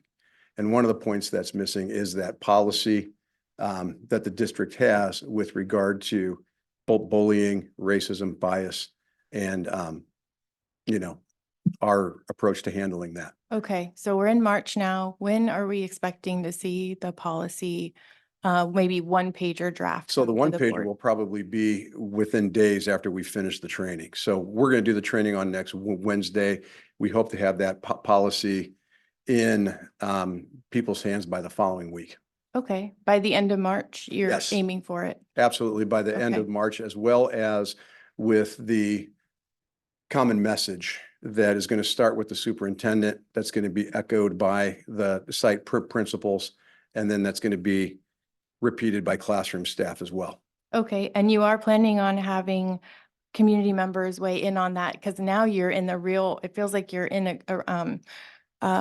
a mode of like involving as many voices as you can. So that's going to come to the board. We'll have public comment. Are you going to utilize the agencies you're working with, have their input on it? I'm So- really thinking about the policy. Right, so the agencies that we're working with are going to be present at that training. Okay, Okay, so that training is not going to happen exclusive of NCBI and BLAAC. okay. Also, we've gathered a lot of input through the different input meetings that we've had, right? We've had the LCAP co-community input and equity came up in the discussions there. Mhm. We currently have the family survey out. We had in 2 days, we've had 180 people respond to that survey. Mhm. And so we're going to keep on pressing for people to respond to that. And there are, calls for action on our part there too. Okay, So I feel like the input that we need from the community has been gathered. When we look at the policies and put together the one pager, I think that we could look for some direction from the board. If you would like us to wait and get more input from the community, once those policies are made, then we can do that. But once again, we'll be waiting to take the action that staff has really been calling for us to take. Mhm. Um, I'll leave and that up and to you. that's part of what's put us into the spring. Okay. Thank you. Sure. And I do appreciate you bringing in those voices each time you do that. It takes time. So I appreciate that investment that you seem very dedicated to making that. Thank you. Absolutely. And we've had great conversations with our students too. So we have another round of student input coming too. Thank you. So, yeah. My next question. When we first started this, we had community members come and mention NCBI and Black, and the district was willing and open to bring those folks in. It sounds like we have community members now saying, let's go to phase 2, let's dig a little deeper, which we've all agreed is part of this process, for something called Brave Space or Brave Mhm. Spaces. When they met with you and you're checking, tell me where you're at. Or it says, Lyndon mentioned, you said, we will see if it's in the budget. Do you have any idea right now how much it would be, or like, where are you at on that? Because I'm very interested. So we had a excellent meeting with Director Rogan, I think, can I go ahead and respond to that one? Yeah. And so I think really the discussion we had, which again, every time I feel I'm, on a Zoom meeting or in person with both of you, there's so much richness that comes out of it. But, from my recollection, and if it was misinterpreted, I think the idea being that we'd want to get an idea of what the expense was and what we'd be looking at. And I think we were waiting on, another follow-up meeting in order to really be able to have that discussion and look and see, even bringing forward a contract so we could get a sense of, when we're talking budget, it's about knowing, what we're looking at. So I'm glad we had that opportunity to clarify that as well. Yeah, me too. Okay. Yeah. And I think just even with that, when we're talking, additional organizations, we're looking at, I think it was Principal Martinez, talked about just the additional, actually, I think it was one of our public commenters this evening, just additional organizations. And, we are reaching out to Pride. We're reaching out to, we're looking at the Anti-Defamation League as far as bringing, being able to come in and provide training. LULAC, right, the Japanese American, organization, and the American Indian organization as well. We've been having, ongoing conversations there too. So Okay. that's definitely the goal. Okay, so it sounds like you're open and you're still in information gathering phase. Okay, thank you so much. I'm glad that came up and we can talk about it. Thank you so much. That concludes my questions. Thank Okay. you. All right, thank you. Alphabetically, Dr. Hazen. on the big Thank you so screen. much. And yeah, and thank you, Trustee Carolyn. You said it so well. So a lot of what I was going to say you covered. I truly do appreciate the updates from our district and the dedication to cultural proficiency, the time it takes to get here, the engagement from our parents, community, staff. I recognize it's a journey, and I know it's not going to be as fast as some want, but I also I am sure, I am confident that as a board and as a district, we will be pushing the pedal down to get it moving ahead the right way and as fast as possible. So it is a journey, and there will always be more to do, but I do appreciate what I've been able to be part of, the training we've gotten as board members, and recognizing that, there's a lot more to be done, and the district is committing to do that. So I'm excited to see as we go and where we go. Thank you. All right, thank you, Dr. Hayes and Trustee McNary. Thank you. Were you thinking about the alphabet? I when you went- was a little bit. I have it written down here, but it goes CBEJL. Thank you. And I think staff, thank you all for your dedication and commitment to this work. And thank you for your feedback that we need more concrete steps and actions. And I think someone said we did phase 1, now we're kind of ready for phase 2. And I like the idea. I think it makes sense that we're going deeper. We've started the conversation. Now it's time to dig in. And recognizing also that this is our first venture as a different district into DEI work, and we're not experts, and we're mostly white. And we haven't experienced, we're ignorant to what it's like to experience the world as a person of color. And that we should use the resources we have available to us in order to take the next steps in that work. So I guess my idea this evening would be to see if the board would be in favor of directing staff to bring back more information, have the next conversation, feel out what's next for a contract if that's possible, and give us an update. Yeah. Thank you, Trustee Otmar. Thank you.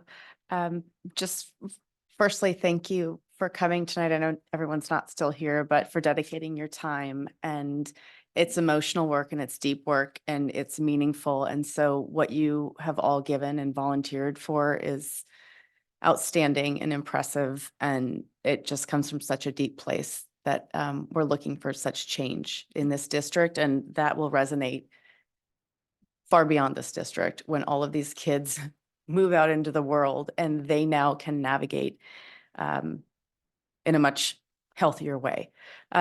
I don't know that I can add much more than what everybody else has said. I do really like the idea of including other organizations like LULAC and all of that. I think that's very important. I think that we have to include everyone. And beyond that, I have nothing else. Thank you. Thank you very much. I'm sensing a bit, I don't want to put words into other board members' mouths, but we do have an opportunity here to, more than just discuss, but to give direction. And what I think I'm hearing is that the board would like to see other things brought forward to the board, different, what's next? Again, what are the next steps? What are the other things that we can do? But if any other board members want to jump into that before we try to coalesce around that, now would be a good time. I would like to receive more information. I'm not ready to see contracts yet, but just information at this point, I think would be the most useful. Okay. Thank you. One more from me, and I should have said this earlier during my board comment, but in terms of the metrics and working on those, I'm guessing that when we get to formulating the LCAP and goals and baselines and numbers we want to work towards, that is where we'll be able to incorporate some of the data and those types of things so we can measure what we're doing. Is that right? If I may, yes, that one of the things that we're going to do is we're going to put a cultural proficiency goal as part of our local control and accountability program. And what that's going to do is it's going to like put in cement the fact that this is going to remain a priority for the district over the next three years. And there are, expenditures that you attach to the actions. So there is going to be a designated budget for the work that we're going to do. And then what you're talking about is the metrics for the actions that we're going to take that will refine those because they are going to be measurable part of our document that we send to the state that's going to chart our growth as a district. And so we'll review the metrics that we have, see if they're appropriate for the LCAP. If they aren't, then we're going to find ones that are. We'll work with the County Office of Ed to also, kind of see what they suggest as metrics for us to use with the LCAP. I think the other thing too is that we tried to model this implementation plan on the strategic plan, implementation plan. And as similar as plan development is, at times it felt like we were trying to make things fit. And that's not what we want to do. What we want to do is to put in the kind of actions that are going to represent the change that we're going to make and motivate the change that we want to make, and then have the metrics to chart our progress on the amount of change that we're making. So yes, that's my long-winded way of saying yes, that when we do the LCAP, the metrics will be updated to fit the actions that we'd like to take. Trustee Carolyn, as to direction and Yeah, I'm thinking about staff time, and I'm thinking about kind of our process in this journey. And if I were to give direction tonight, I would actually, because it sounds like staff's already kind of go down this road exploring brave spaces, I would say to continue down that road and keep a list of organizations that come to us and, methodically explore each one. If staff were going to prioritize or, just put them in order, I would continue down the road with Brave Spaces. I'm going to Google it when I get home myself, but I'm curious about them. I'm really curious about how that one sounds very interesting to me. And of course, we are open and we'll have other groups come in and contribute as well. So that would be my direction, is to bring back information on Brave Spaces in whatever form that's easy for staff. Maybe it does have a quote, maybe not a contract, but something like that. Trustee Dr. Hazen. I'm in support. I have nothing else really to add. I think I like what's been suggested by, the board tonight, and I'm in support of seeing more as the district continues developing and training. So thank you. All right, thank you. I mean, if I will try to summarize, I think we have your direction and, to bring back more information, different organizations, including Brave Spaces, most certainly. And let's see what comes forward after that. So thank you so much, Director Rogerman. Appreciate that. Thank you. So at this point, because we've been at it for a while, and especially prior to even closed session, I'd like to take a 10-minute break, a little bio break for everybody. And I'll call us all back, but I'm going to call on a hard 10 minutes. So thank you. Heads up, everybody. We're bringing it back. We're reconvening. Moving on to action discussion. We have a memorandum of understanding with Ohana. Sean Roach, please. Good evening, everyone. Sean Roach, proud principal of Pacific Grove Middle School again, and I am here to introduce a memorandum of understanding with Ohana. We were lucky enough to be selected by Ohana, and a gentleman by the name of Brian Bowles will be working with us. He's wonderful. He's one of the founding members of Ohana. And they're going to do some school-based services, including mental fitness groups, mindfulness, stress physiology, SEL circles, classroom presentations, which I think is super cool, parent education involving everything from drug prevention, suicide prevention, healthy habits, and mental health, as well as some faculty education, mental fitness. These are all tier 2 interventions. And y'all, this is a gap that we have. So we're either really good at tier 1, which would be our advisory class, or our tier 3, which are our counselors. That tier 2 are small group, they're targeted, they're identified, and it really kind of is proactive rather than reactive. Okay.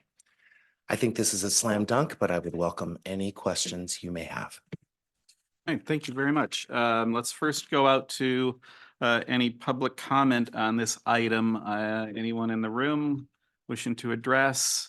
And Lewis, not seeing anybody online.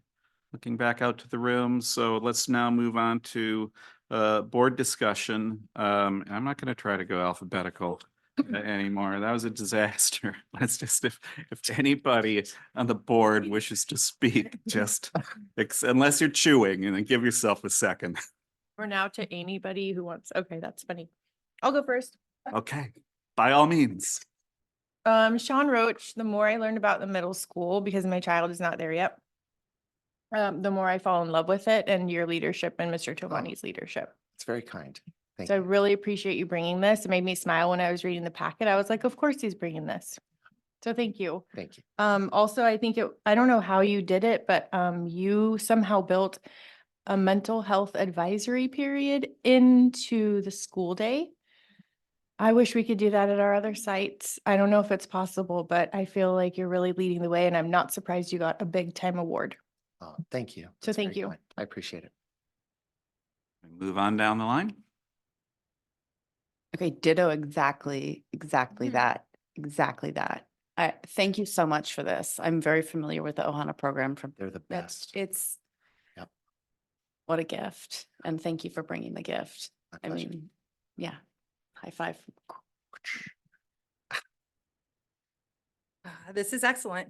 And we've got clear and specific services, and I'm looking forward to this being the beginning of our partnership with Ohana. So thank you for bringing it forward. I agree. Having a student at the middle school, I love how much you guys are focusing on the whole student. It's awesome. Thank you. Thank you. I'll go next. Yeah, thank you. You know what, I'm so grateful that we have it now for all of our students there. And it's been a while coming. And I know that we, years ago had heard that it was coming. It's nice to see that it is here now, and being able to work with them is just so fantastic and so needed. So good on you and everyone involved. Thank you so much. Right. Thank you, guys. Trustee Hazen. Yeah, just again, I won't reiterate what has been said. My only, one kind of question or thought, it involves looking at gift horse in the mouth. But in terms of the term and termination, I would love it if it was possible to be a school year commitment. And part of the reason I say that is that, I could just see this being a really powerful, useful program, but having it stop, with 30 days notice worries me a tad bit, if that makes sense. So I don't know Absolutely. if there's any flexibility on extending that out with Ohana, or is 30 days really the most? they're willing to I live believe in? it's going to be in perpetuity. As far as I hear. So we are one of the, I would say, second tier of schools that are going to be working with this. And I believe this is a permanent part of their outreach. I think they are an amazing organization that sees things so clearly in K-12 education, that they are being proactive in helping these students navigate these tough challenges. That's amazing. I was looking at just the term and termination part, that's where it says a 30-day prior notice.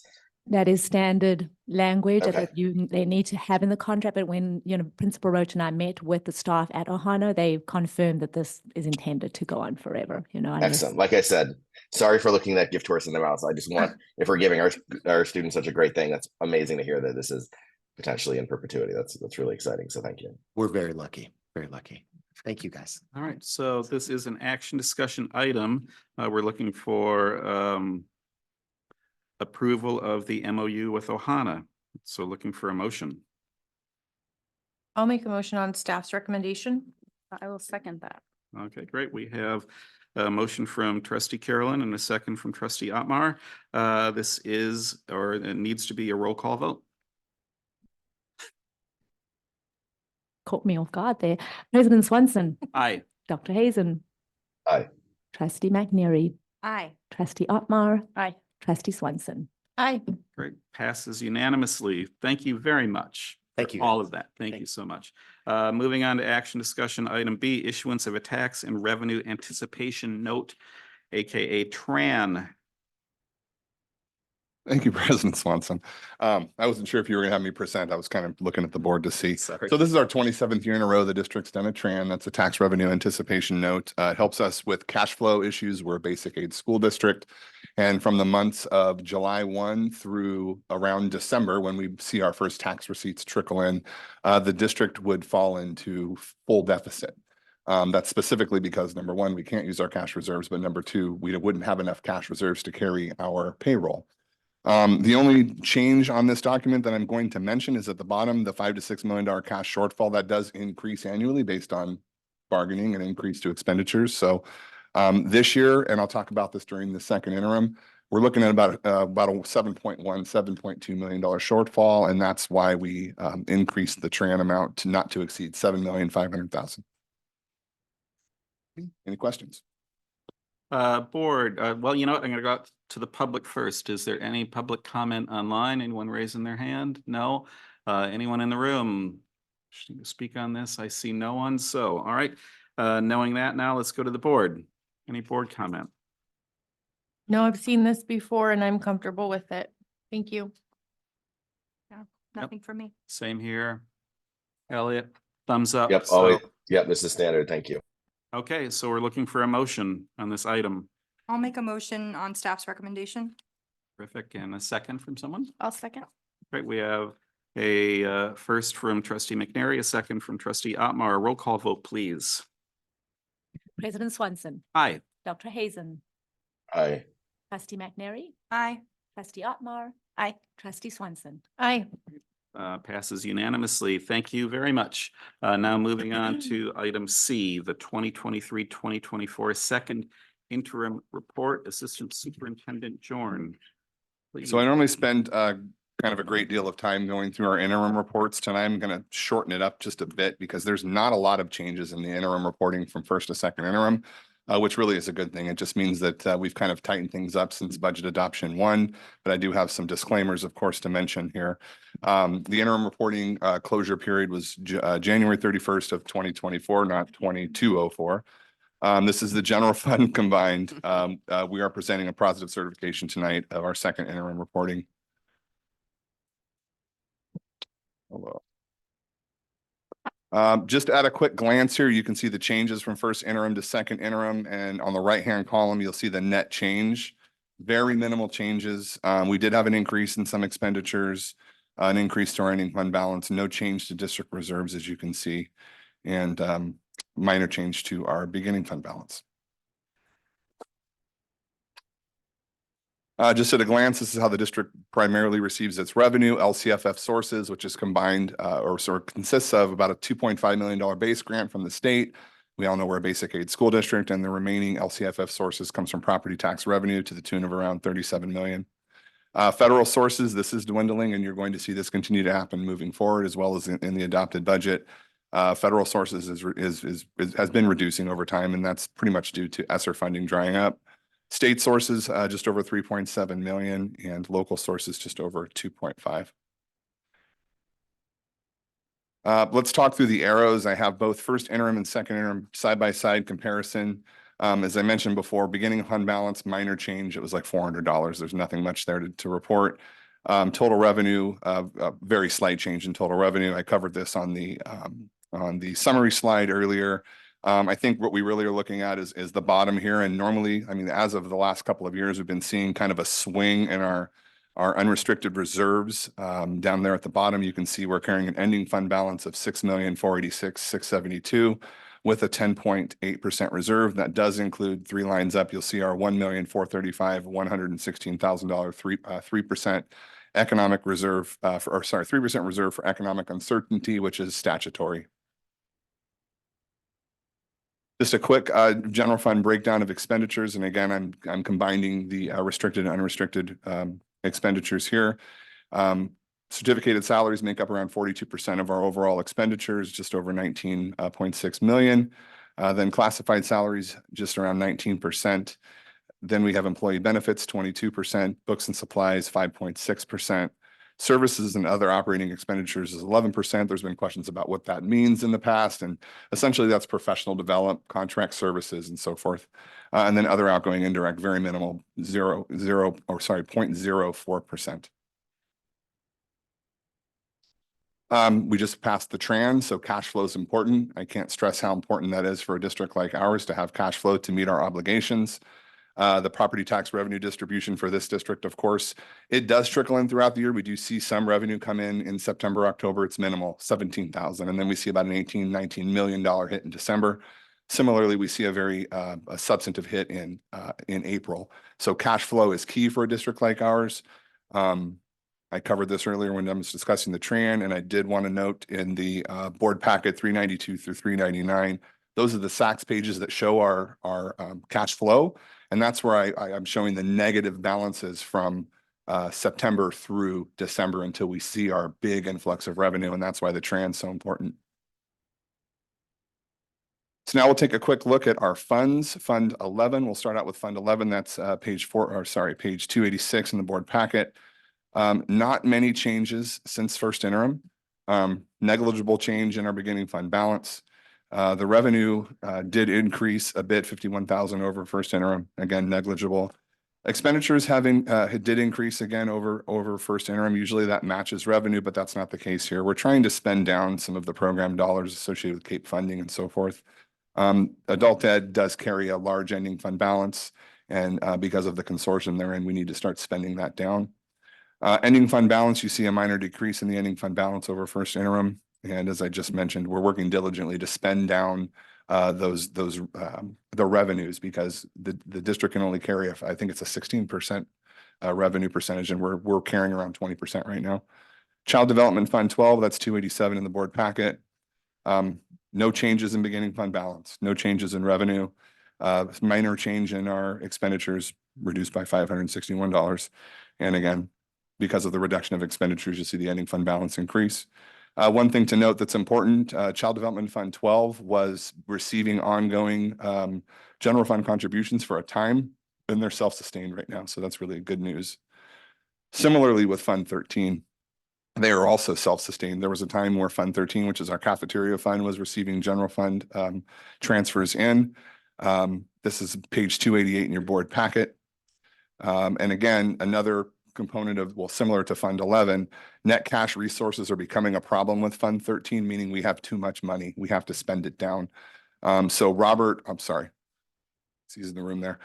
He is working on an expansion of our food service program, everything from satellite food service to salad bars. We're expanding our program use, meaning we're increasing FTE to employees. So we're trying to tackle the expenditure and revenue issue in this fund.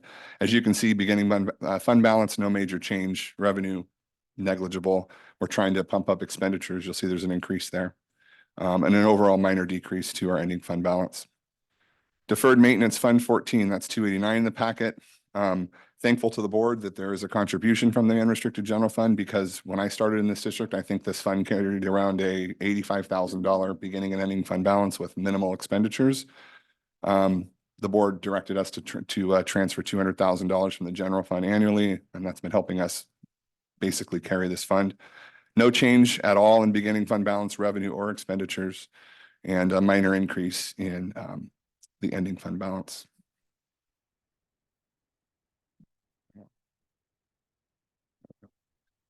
Post-employment benefit fund, we talk about this every time. We're just carrying this right now because we can't interfund transfer these dollars. There's no change. It'll basically sit here. It covers other post-employment benefits that the district may have a liability associated with. We have not. So this fund basically sets with the $6,661 ending fund balance every single time I bring this forward. The Building and Educational Technology Fund, page 291 in the packet. This is Measure A and Measure D. You can see here that there was some changes from the first interim, but again, negligible. Again, I would just highlight that we're trying to work on finishing projects both in Measure A and Measure D. So you see, actually, there was a decrease in expenditures based on the original adopted budget and the budget revision 1 in October. The ending fund balance did have an increase over first interim. A lot of that had to do with our Series A, Measure D projects that were not completed in Series A. So those monies carry forward, and then the plan still is in place, right? So any of those Series A projects and those Series A project dollars carry forward. They're still, like this year, we're still producing Series A projects, and we fund from Series A before we move to Series B. Okay, that's it. Oh, and then I want to mention at the bottom, I would just say that something that we haven't looked at before, this district wasn't very aggressive in the series issuance for Measure D in the past. The last series had been issued something like 4 years ago. We are aggressively working to work on deferred maintenance in this district, which may result in a Series C release sometime in late 2025 next year. So that's kind of on the radar. Fund 40, similar to Fund 14, we have board directed unrestricted general fund contribution of $200,000. Other than that, the revenue for this fund was primarily seen from the lease agreement of the David Avenue School to the charter school. But now we're building this fund up, and this is a capital reserve fund account. You can see here very minimal changes across the board, and we're very grateful to see the 200,000 per annum moving into this fund account. You know, capital projects fund can help us with many projects that may not have been identified under Measure D. Measure D, again, the way that it was described in the language was essentially to take care of modernization and deferred maintenance, whereas Fund 40 is more for capital improvement. So we talked once about shade structures. That's a capital improvement project. I like to close at the end by just showing the district overview. You can see on the left-hand column there, you track our beginning fund balance all the way to ending fund balance, just a summary. Our public has access to this. It's in the budget book. Property tax revenue trends, of course, we had a big number last year in 22-23 of 8.49%. That was associated with the commercial property tax deferrals from COVID. The general fund reserve trend, that's something that we're watching carefully and we talk about a lot with the board. In 16-17, the district had a 17.4% reserve, and we're hovering now in the mid tens. STRS and PERS rate increases on the right-hand side. No projected rate increase for STRS, but there is a projected rate increase that we will put into the budget next year for PERS. And then on the bottom there, we have some of our SBAC testing scores, assessments, and free and reduced meals. That was as fast as I could go through it. Thank you. Great. I'm going to jump in first just because I had a couple of really brief questions, and maybe even just one, or maybe two. Anyway, I'll just get to them. And I did notice with STRS and PERS, and when you look at that over the years, it's just astounding how much it has gone up. And has the governor, is that where it comes from, really, essentially? Because I mean, I'm looking at that number, especially for PERS, you know, and it's like now we're at 26.7. We're double from when I first got on the board. And are we going to get to 35? Or it's like yeah. So there is a suggestion we're going to get to 30 very quickly. So 27.1 is that's what's in the governor's budget next year. Mm-hmm. So, and you can see that 19.1% has pretty much been level for STRS, but it PERS that the rate increase has been substantial over time. One thing I will note is that this year, I think it was projected at initially in the budget 26.9, and then it came in more at 26.4 or 26.7. But that's something that we're looking at. That's why we also, in our ending fund balance on the unrestricted side, we carry a reserve for the increase to STRS and PERS. Well, primarily PERS because STRS has remained flat. Yeah. Okay. All right. That's all I have. Fellow board members, fellow trustees. Any questions? I have none. Saying, shaking heads, Jen.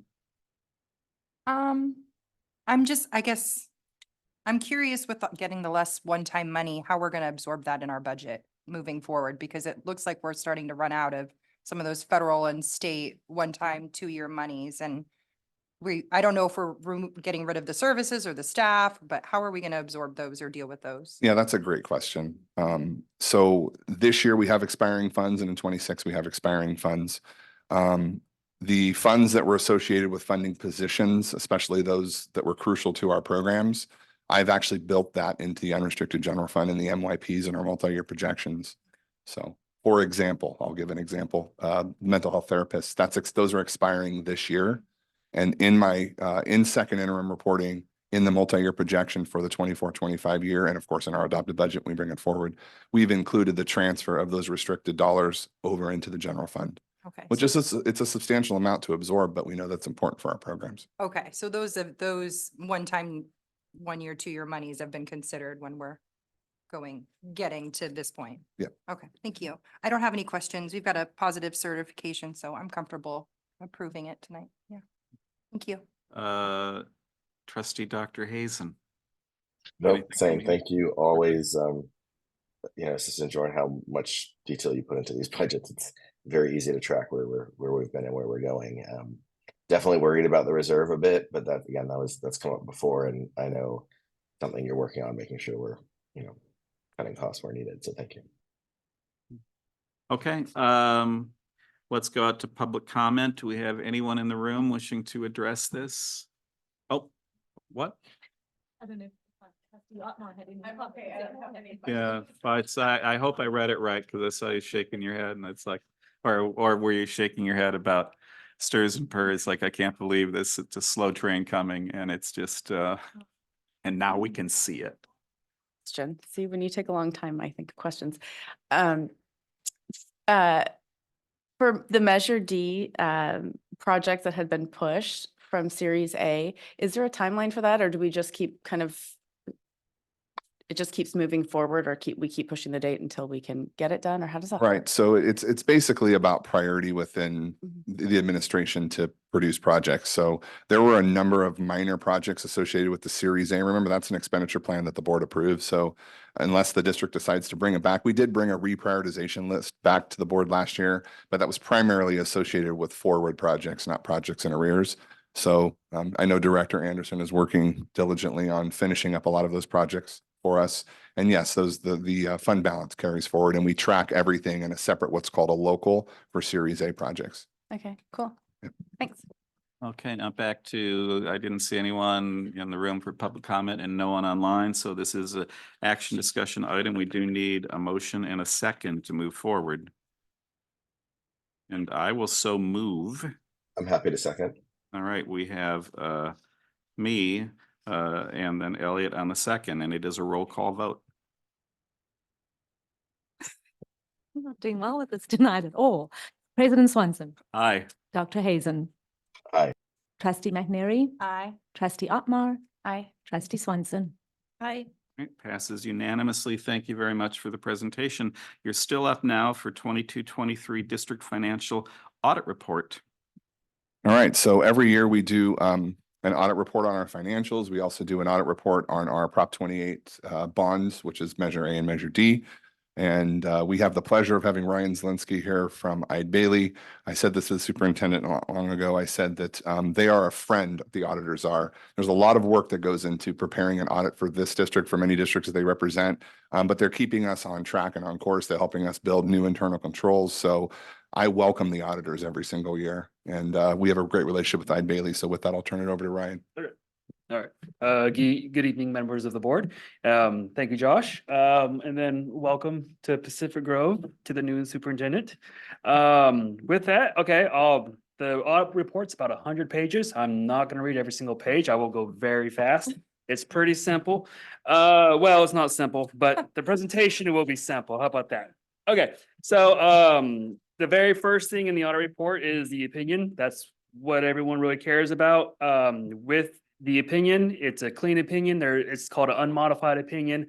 Basically, these financial statements as they're presented in this audit report are materially correct. There's a reasonable assurance for that. We obviously don't do absolute assurance. We just can't do that. So we have reasonable assurance. And then kind of the structure of the audit report is the beginning is the opinion letter, then follow that after that is the management discussion and analysis. That's basically the cliff notes of the audit report. It's succinct and it has a comparison from prior year to this year. So you can kind of see the changes from year to year. So that follows the opinion letter. And then after that is the government-wide, or we call it the entity-wide financial statements.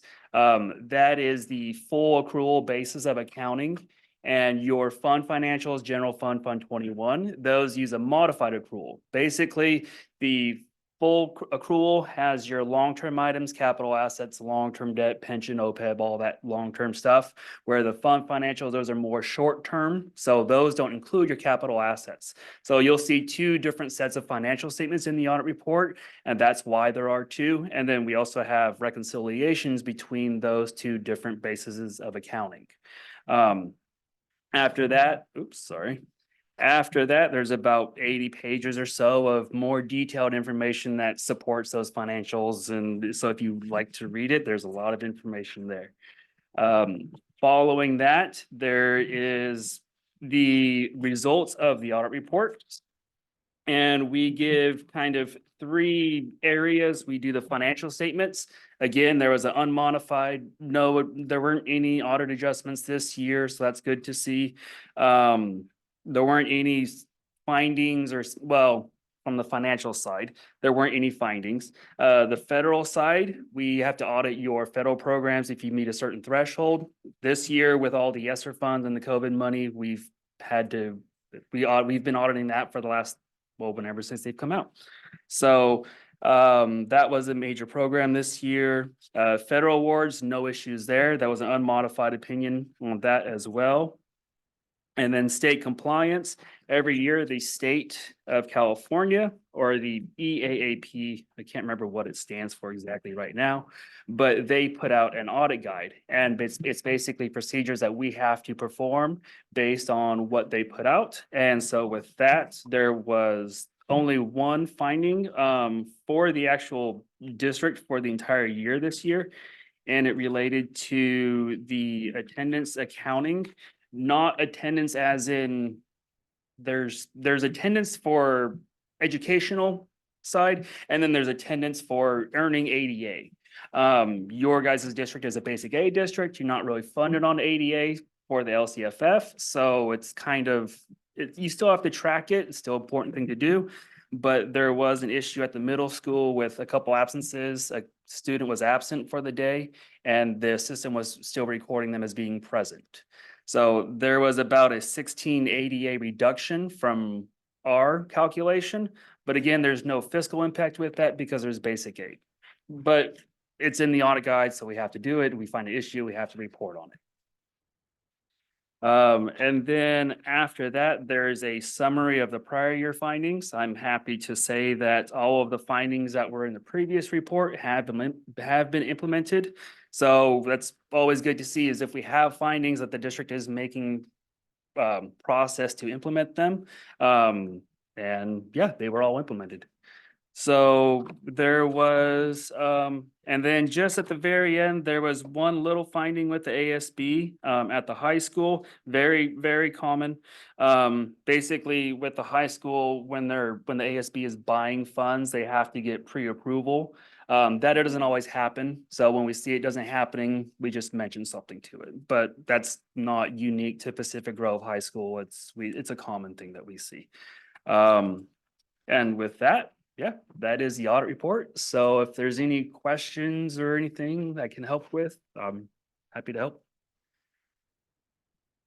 Board members, oh, yeah, go to the public first. Sorry. Is there anyone online with questions? Seeing no one. Thank you, Lewis. And anyone in the room? Okay, now let's go to the board. Anyone with a comment, question? Thank you for sitting through our meeting like you always do so patiently. I think we forget to put you at the top of the agenda. I've done it myself. That's right. So thank you for being so patient. Yeah, it looks fine. To me, we typically have 1 or 2, I don't want to say small findings, but inconsequential findings, and we found them and they're being addressed. So I feel comfortable with this. Thank you. I always appreciate it. And Trustee Swanson, you're right. It's like next time around, we should put you at the beginning so you can get home. The level of just like the micro analysis of it, it's like I'm worried that I might take a pen and not bring it back, and you would, next year I'm going to get a letter about it. I didn't bring the pen back. So thank you for presenting it. And also then kudos to the district though, because the findings are clean and it shows us that everything is being done properly. So thank you, and thanks to everybody who was responsible for making this such a clean report. Dr. Hazen, you got anything for us up there? Okay, great. So this again is an action. One little thing. Yep. I just thank you for presenting, and thank you very much for, you're the reason that it came back clean. So thanks. Mind if I? Please. Yeah, I really want to thank my team. I didn't mention that in the very beginning. There's a lot of time and effort that goes into, so number one, we have, we have interim audits, we have annual audits, we have the Prop 28 bond audit. There's a lot of time that goes into this, not only on the auditors end, there's a ton of time on the auditors end, but for my staff, this is and mind you, they're doing this while we're doing interim reporting and budget revisions and, so, everyone from Phyllis in accounts payable, Carly in accounts receivable, of course, our fiscal officer, Angela Rodriguez, and then our payroll team. There's a lot of information that's requested from the auditors, and I think we have a really, really good team that was able to not only make changes on internal controls last year so that we had a clean audit this year, but, support Eide Bailey through the entire process. So I'm very thankful for having them all, and it's a big lift. So. All right, thank you. So this again is an action discussion item. We do need a motion and a second and then a vote. I'll make a motion to approve on staff's recommendation. I will second. And so a motion to approve from trustee McNary, a second from trustee Swanson. And now let's go to a roll call vote, please. President Swanson. Aye. Dr. Hazen. Aye. Trustee McNary. Aye. Trustee Otmar. Aye. Trustee Swanson. Aye. Okay, very good. Thank you. Thank you very much. Now, item E, we are skipping, right? Is there anything we need to do other than just it's not on the agenda? So moving on then to item F, resolution number 1121. Director Arellano, please. You said my last name correctly, so thank you. Claudia Arellano, Director of Human Resources for the school district. Good evening. So tonight we're bringing to you resolution number 1121, intention to terminate certificated employees due to a reduction of particular kinds of services. So due to declining enrollment and changes to district program needs, the district must prepare to reduce or eliminate particular kinds of services provided by certificated employees for the 24-25 school year. Per education code, school districts must provide notice on or before March 15th to employees who are designated for a layoff for the following school year due to this reduction. A total of 7.2 FTEs are to be reduced. However, due to the majority of the FTEs are being handled or covered through natural attrition, that is employees that are retiring or separating from the district. So therefore, layoff notices will be served to 1.2 FTEs and not at 7.2. Adoption of resolution 1121 directs the superintendent to give notices of recommendation not to reemploy in accordance with the provisions of California Education Code 44949 and 44955. So the district administration recommends the Board of Trustees adopt resolution number 1121, intention to terminate certificated employees due to this reduction of particular kinds of services. Okay, thank you for that. Let's first go to public comment. Is there anyone in the room that wishes to comment? Seeing no one, and Lewis, looks like no one online. So let's move now to board discussion. Board members, any comments or questions on this particular item? Go ahead. Yes, this is not something we take lightly, I would say, as a board.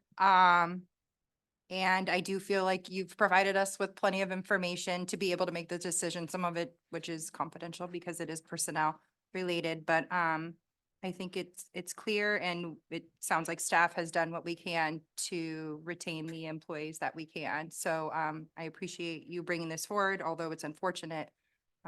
Thank you. Trustee Hazen? Nothing. Okay. Yes, thank you again. And I think we all know the best efforts were made. It's something that this district has almost been able to avoid entirely over the last decade or so. So I know nobody takes it lightly when this has to happen, but it's the reality of the situation. So thank you for presenting it so thoroughly too. I'm going to move to approve resolution 1121, and I'm looking for a second. I'll second.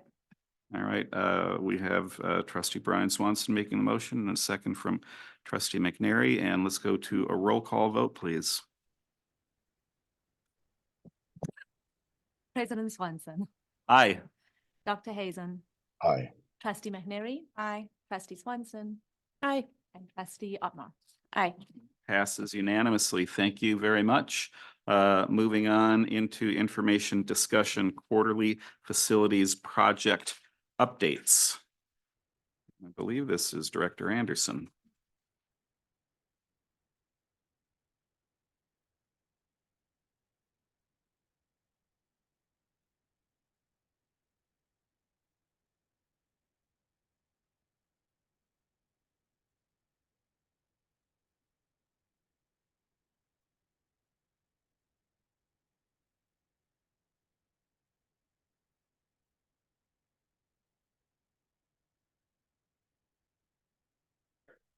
That mic.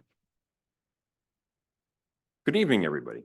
So I didn't get to do this last time, so I'm glad I get to do it this time because I don't want to push it again. So, because it's supposed to be a quarterly update and then we'd be into a whole new quarter and then I'd have to add to it. So happy to be able to do this tonight. So anyways, again, as Josh alluded to, we're trying to get a lot of the Series A and B stuff done for Measure D and a lot of in-house projects and just keep the ball rolling with getting the deferred maintenance taken care of and getting things repaired.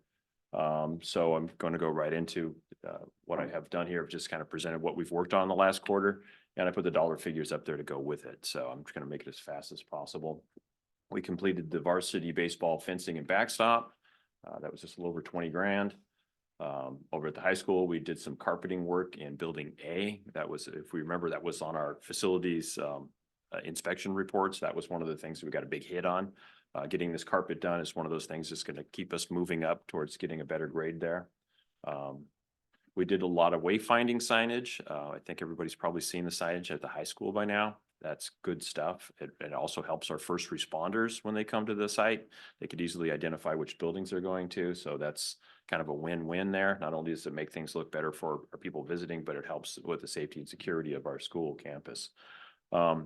PG Middle School, room 39, we did the HVAC upgrade there. That was one of the modular buildings over at middle school where we had a failed barred unit. And that's a type of HVAC system that comes with those units, and they're really not very efficient and they don't do a lot to move air from outdoor in. And that also is our first room, as we had a call from somebody who was watching earlier today, and they commented about having that air exchange.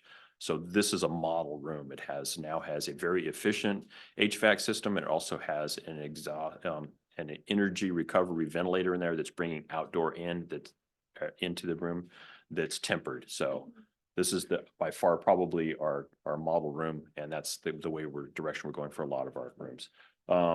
Rubber down, room E4, we also upgraded the HVAC there, and in the near future we'll be adding the energy recovery unit there, so we'll have 2 rooms that are totally up to speed. Couple of photographs here. There it comes. So you can see the people at home, but there's one of the units. On the inside, you can see the cassettes. That's what brings the heated air into the building. There's a beautiful backstop. Everybody enjoying their carpet over the high school, and then that beautiful refresh sign. Okay. Next, in-house projects. So these are projects that were done with either Measure D or other donated things and money, etc. And our own crew did this work. So we did a lot of concrete pour on the outside of the building over at the PAC at the middle school. And we've seen all that rain that we've got this year, and there's no new water coming in. So now we're going to go forward with repairs inside the PAC. The donated benches from the PTA are now installed at Forest Grove. Barbara over at the adult school was pulling out a sandbox, and we latched onto that, and that's installed over at Forest Grove. So we're repurposing good items there. We reinstalled all the drinking fountains that were hand washing stations under COVID. Added 3 bottle filters that were donated by the Rotary. Good stuff there. We did a little bit of walkway patching over at Forest Grove. We've really started an aggressive tree monitoring and removal and replacement program. We actually went around and we labeled over 50 trees. Then we've already started taking a lot out, the ones that were hazardous. Luckily, we got quite a few before the storms. We didn't get them all, but we got quite a few before the storms. And we're still in process. There's work in process. Next week, we'll be taking out a couple more over at in front of the middle school. So that's work in process and good stuff. So there you can see some of the work. Again, there's that donated and repurposed sandbox that's over at Forest Grove now. The trip hazards that were here are now taken care of at that back walkway at Forest Grove. There's one of the trees that fell down during the storm. Repairs are already about 50% complete there. There's those benches, there's the bottle fillers, and that's what's keeping water from getting into our PAC. Okay, and last but not least, our contracted deferred maintenance projects. So these are things that we paid a contractor to do. We did some, the David Avenue, that we're part of our leases to North Monterey County Independent Study. And the carpet was so bad in there, you could see the concrete through it. So we got the carpet, we had that underneath the carpet was some bad stuff. We had that abated and we have new carpet in there now and they're thrilled to death. David Avenue Preschool, we did a fence there because we had an eloper. So it's great. And we took care of that problem. And again, those have the panic bars on them. So these are, legal and properly done. We did the Forest Grove gates, Rubber Down gates. And again, we do currently have a problem with one, and we're working to remedy that. Unfortunately, one of them, someone got a little aggressive with it and broke one of the handles. And so we're upgrading to a heavier duty handle, and hopefully that won't be a problem anymore. So we did the wall repair and prep for the mural over at the PG Middle School gym, and the mural is absolutely gorgeous. Love it. Just brings a whole new vibe to the gymnasium there. Forest Grove, the storage container, I noticed they're starting to do the mural there. I haven't been back there in a week or two. Been a lot of rain, so it's kind of hard to paint outdoors. And then, of course, the planting by the gym. I was going to hire a contractor to do that, but our guys got freed up, and that work's actually underway right now. So the planting is getting done with all those stuff that got donated from Hannah Gardens. And finally, there's that mural and some of the work that was done. Again, that's the independent study. There's the fence over David Avenue. Of course, I didn't really mention, but I put a picture in there of the stadium that is now complete. Beautiful picture of the storage container that is now getting a mural placed on it. So that's it. Any questions? There's our totals. So. All right, thank you. Board, questions, comments? Cool. Did as quick as it could so everybody can go home.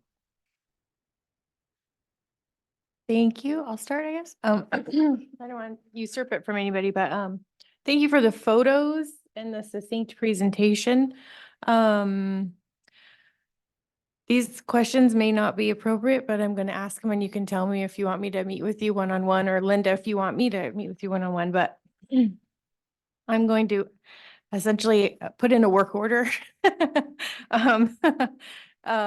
So Forest Grove, the entryway where the decomposed granite and the plants are there, it is very beautiful. It's aesthetically pleasing.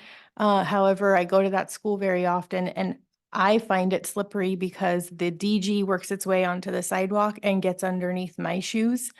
And as a parent who has a child with disabilities, with loose joints and is prone to a fragile neck, I feel like it's a matter of time before someone falls. So can we secure that DG in a certain way?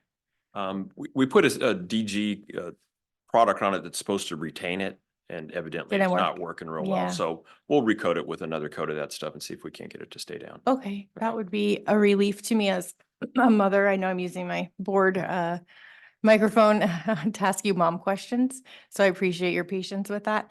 And then I have a question as well about Forest Grove, one of the panic gates, but I actually am going to talk to you about it in private because I don't want to broadcast a very easy way for one of them to be compromised. So I will talk to you about that. Okay. So actually materials came in Yes. probably to address exactly what you're talking about. So yes. Okay. Yeah. Thank you. Yeah. Then you've made my mom heart very happy. Thank you.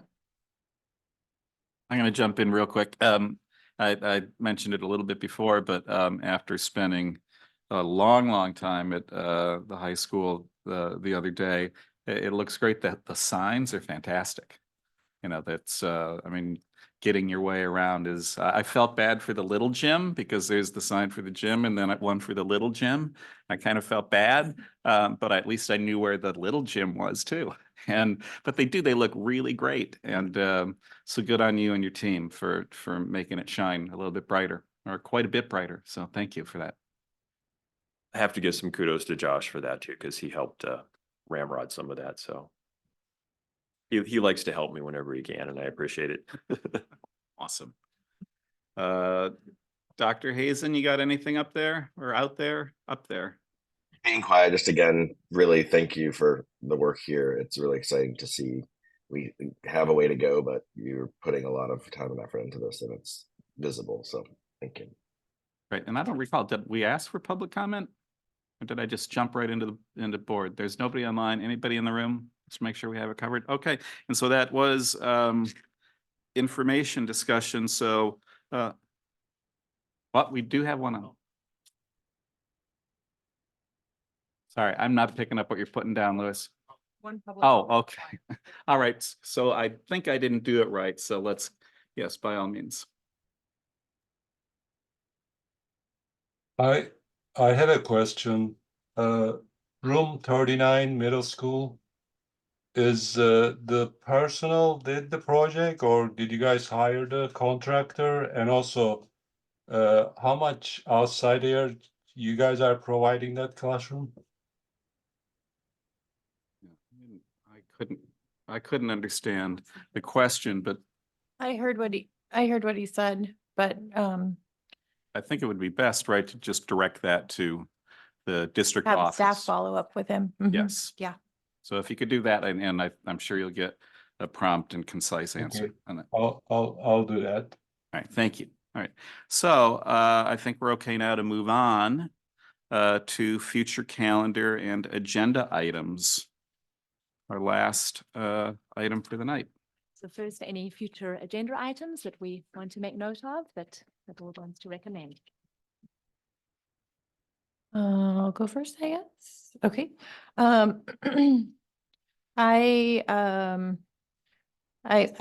You go ahead. A point of order, are we doing the board calendar or future Future agenda? agenda items. Is Okay. that next on the, or In my Sorry. packet, I have the next is our future calendar / agenda items, which Oh. is like the board calendar. let's do that first, since that. Yeah, Okay. and that was That was my error. a place where I knew I was going to get Right on. confused at Yes, the end. thank is, you.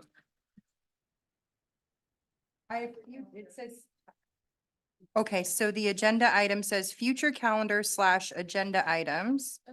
And then the board packet cover sheet subject line is board calendar, future meetings. Mhm. So perhaps, Those used to be two items and now they're one item? are they combined? Okay, Yes, but is they that on really purpose? shouldn't be. They Oh. should be separated. Oh, So okay. I okay. guess we'll put them all into one and just, we can discuss both, but typically they should be two separate items. Yep. But we won't be Mhm. able to take action because we're in the info discussion item section. This is an info discussion it's on item with regard info. to our board calendar. So if Okay, there are any that's an error. changes, yeah. Mhm. Well, but also give the packet direction. item, it's in conflict, right? Because it's under information discussion on the agenda, but the item is actually labeled action Right. discussion. I see that. Well, I think safest to follow the agenda, in my opinion, if anyone's asking my opinion. Well, and we can always suggest a future agenda item, in a couple of different ways, so. True. All right, so Dr. Adamson? so any future agenda items? I will email you the future agenda items Perfect, that I thank have. you. That would be great. Thank Okay. you. Yes. And- Yeah, I'd love a update on, and I don't know if this is an agenda item or Yeah. just something that can be emailed on developer fees and how that's been going. As far as Developer fees. what's coming in and. Yep. Yeah. We could do that in an upcoming, board Trustee update, Yes, that would be absolutely. wonderful. It'll be next week probably, Nope. so we won't do it for this week, but that's good. Yep. Okay, wonderful. Yes. Were you finished, McNary? Are we giving agenda items now as action? Okay. Well, then I'll do it now if, unless free. you, okay. Something that I wanted to bring was, for safety, some, outside of all of the cafeterias, or like at the entrance to all the cafeterias at each site, wall-mounted, general use epinephrine. That's in a lockbox that can be accessed in case of emergency. And okay, I think we can give an update on that. Yes. I think Perfect, the thank future one, absolutely. Yep. Elliot, anything from you? All right, and we did not ask for public comment on I this, still have, right? So, still have mine, sorry. I still have mine. Go Do you want to do Let's- public comment and come back to me, or do you want me yes, to do? yeah, Okay. if you don't mind, just I don't mind. otherwise might forget. Lewis, anyone online? Okay, and no one in the room. Trustee Carolyn, by all means. Okay, so we might need to bring a future agenda item back. I'm not certain. It goes back to something we did at the beginning of the meeting where we made a change to a policy that was in its second read phase. My brain didn't work fast enough in that moment. I just knew that something was off, and that's why I voted no on it. If it comes back, I actually don't have any problem with the substantive change of it, but procedurally, it might be fine. But typically with policies, they come for a first read and a second read. And I just like to be really consistent and like super thorough on that. So that's why I hesitated earlier. I mean, I'll look to the rest of the board. I don't think it's a problem if we just put it on the next agenda and bring it back. I think you all, voted for it, but I think procedurally, if we're concerned about that, it should be an easy add-on. That would be great. And so like what I would be looking for is, like the cover sheet and then the full policy, because there might be something deeper in there too that we may, so yeah, that would be great. We can do that. And I'll just say I'm happy to, That's easy. put in a formal reconsideration given that, because I do want to make sure. I was trying to go for expediency, but I realized sometimes we should take the longer road, and this is a good example of that. So thank you for It's such bringing a it back up. easy to Trustee do. Yeah. Okay. Thanks for catching that. Anything else? No. I'm guessing not. All right, and so with that, our next board meeting is a special one, March 21, and regular board meeting, April 4. This one is adjourned. Good night, everybody.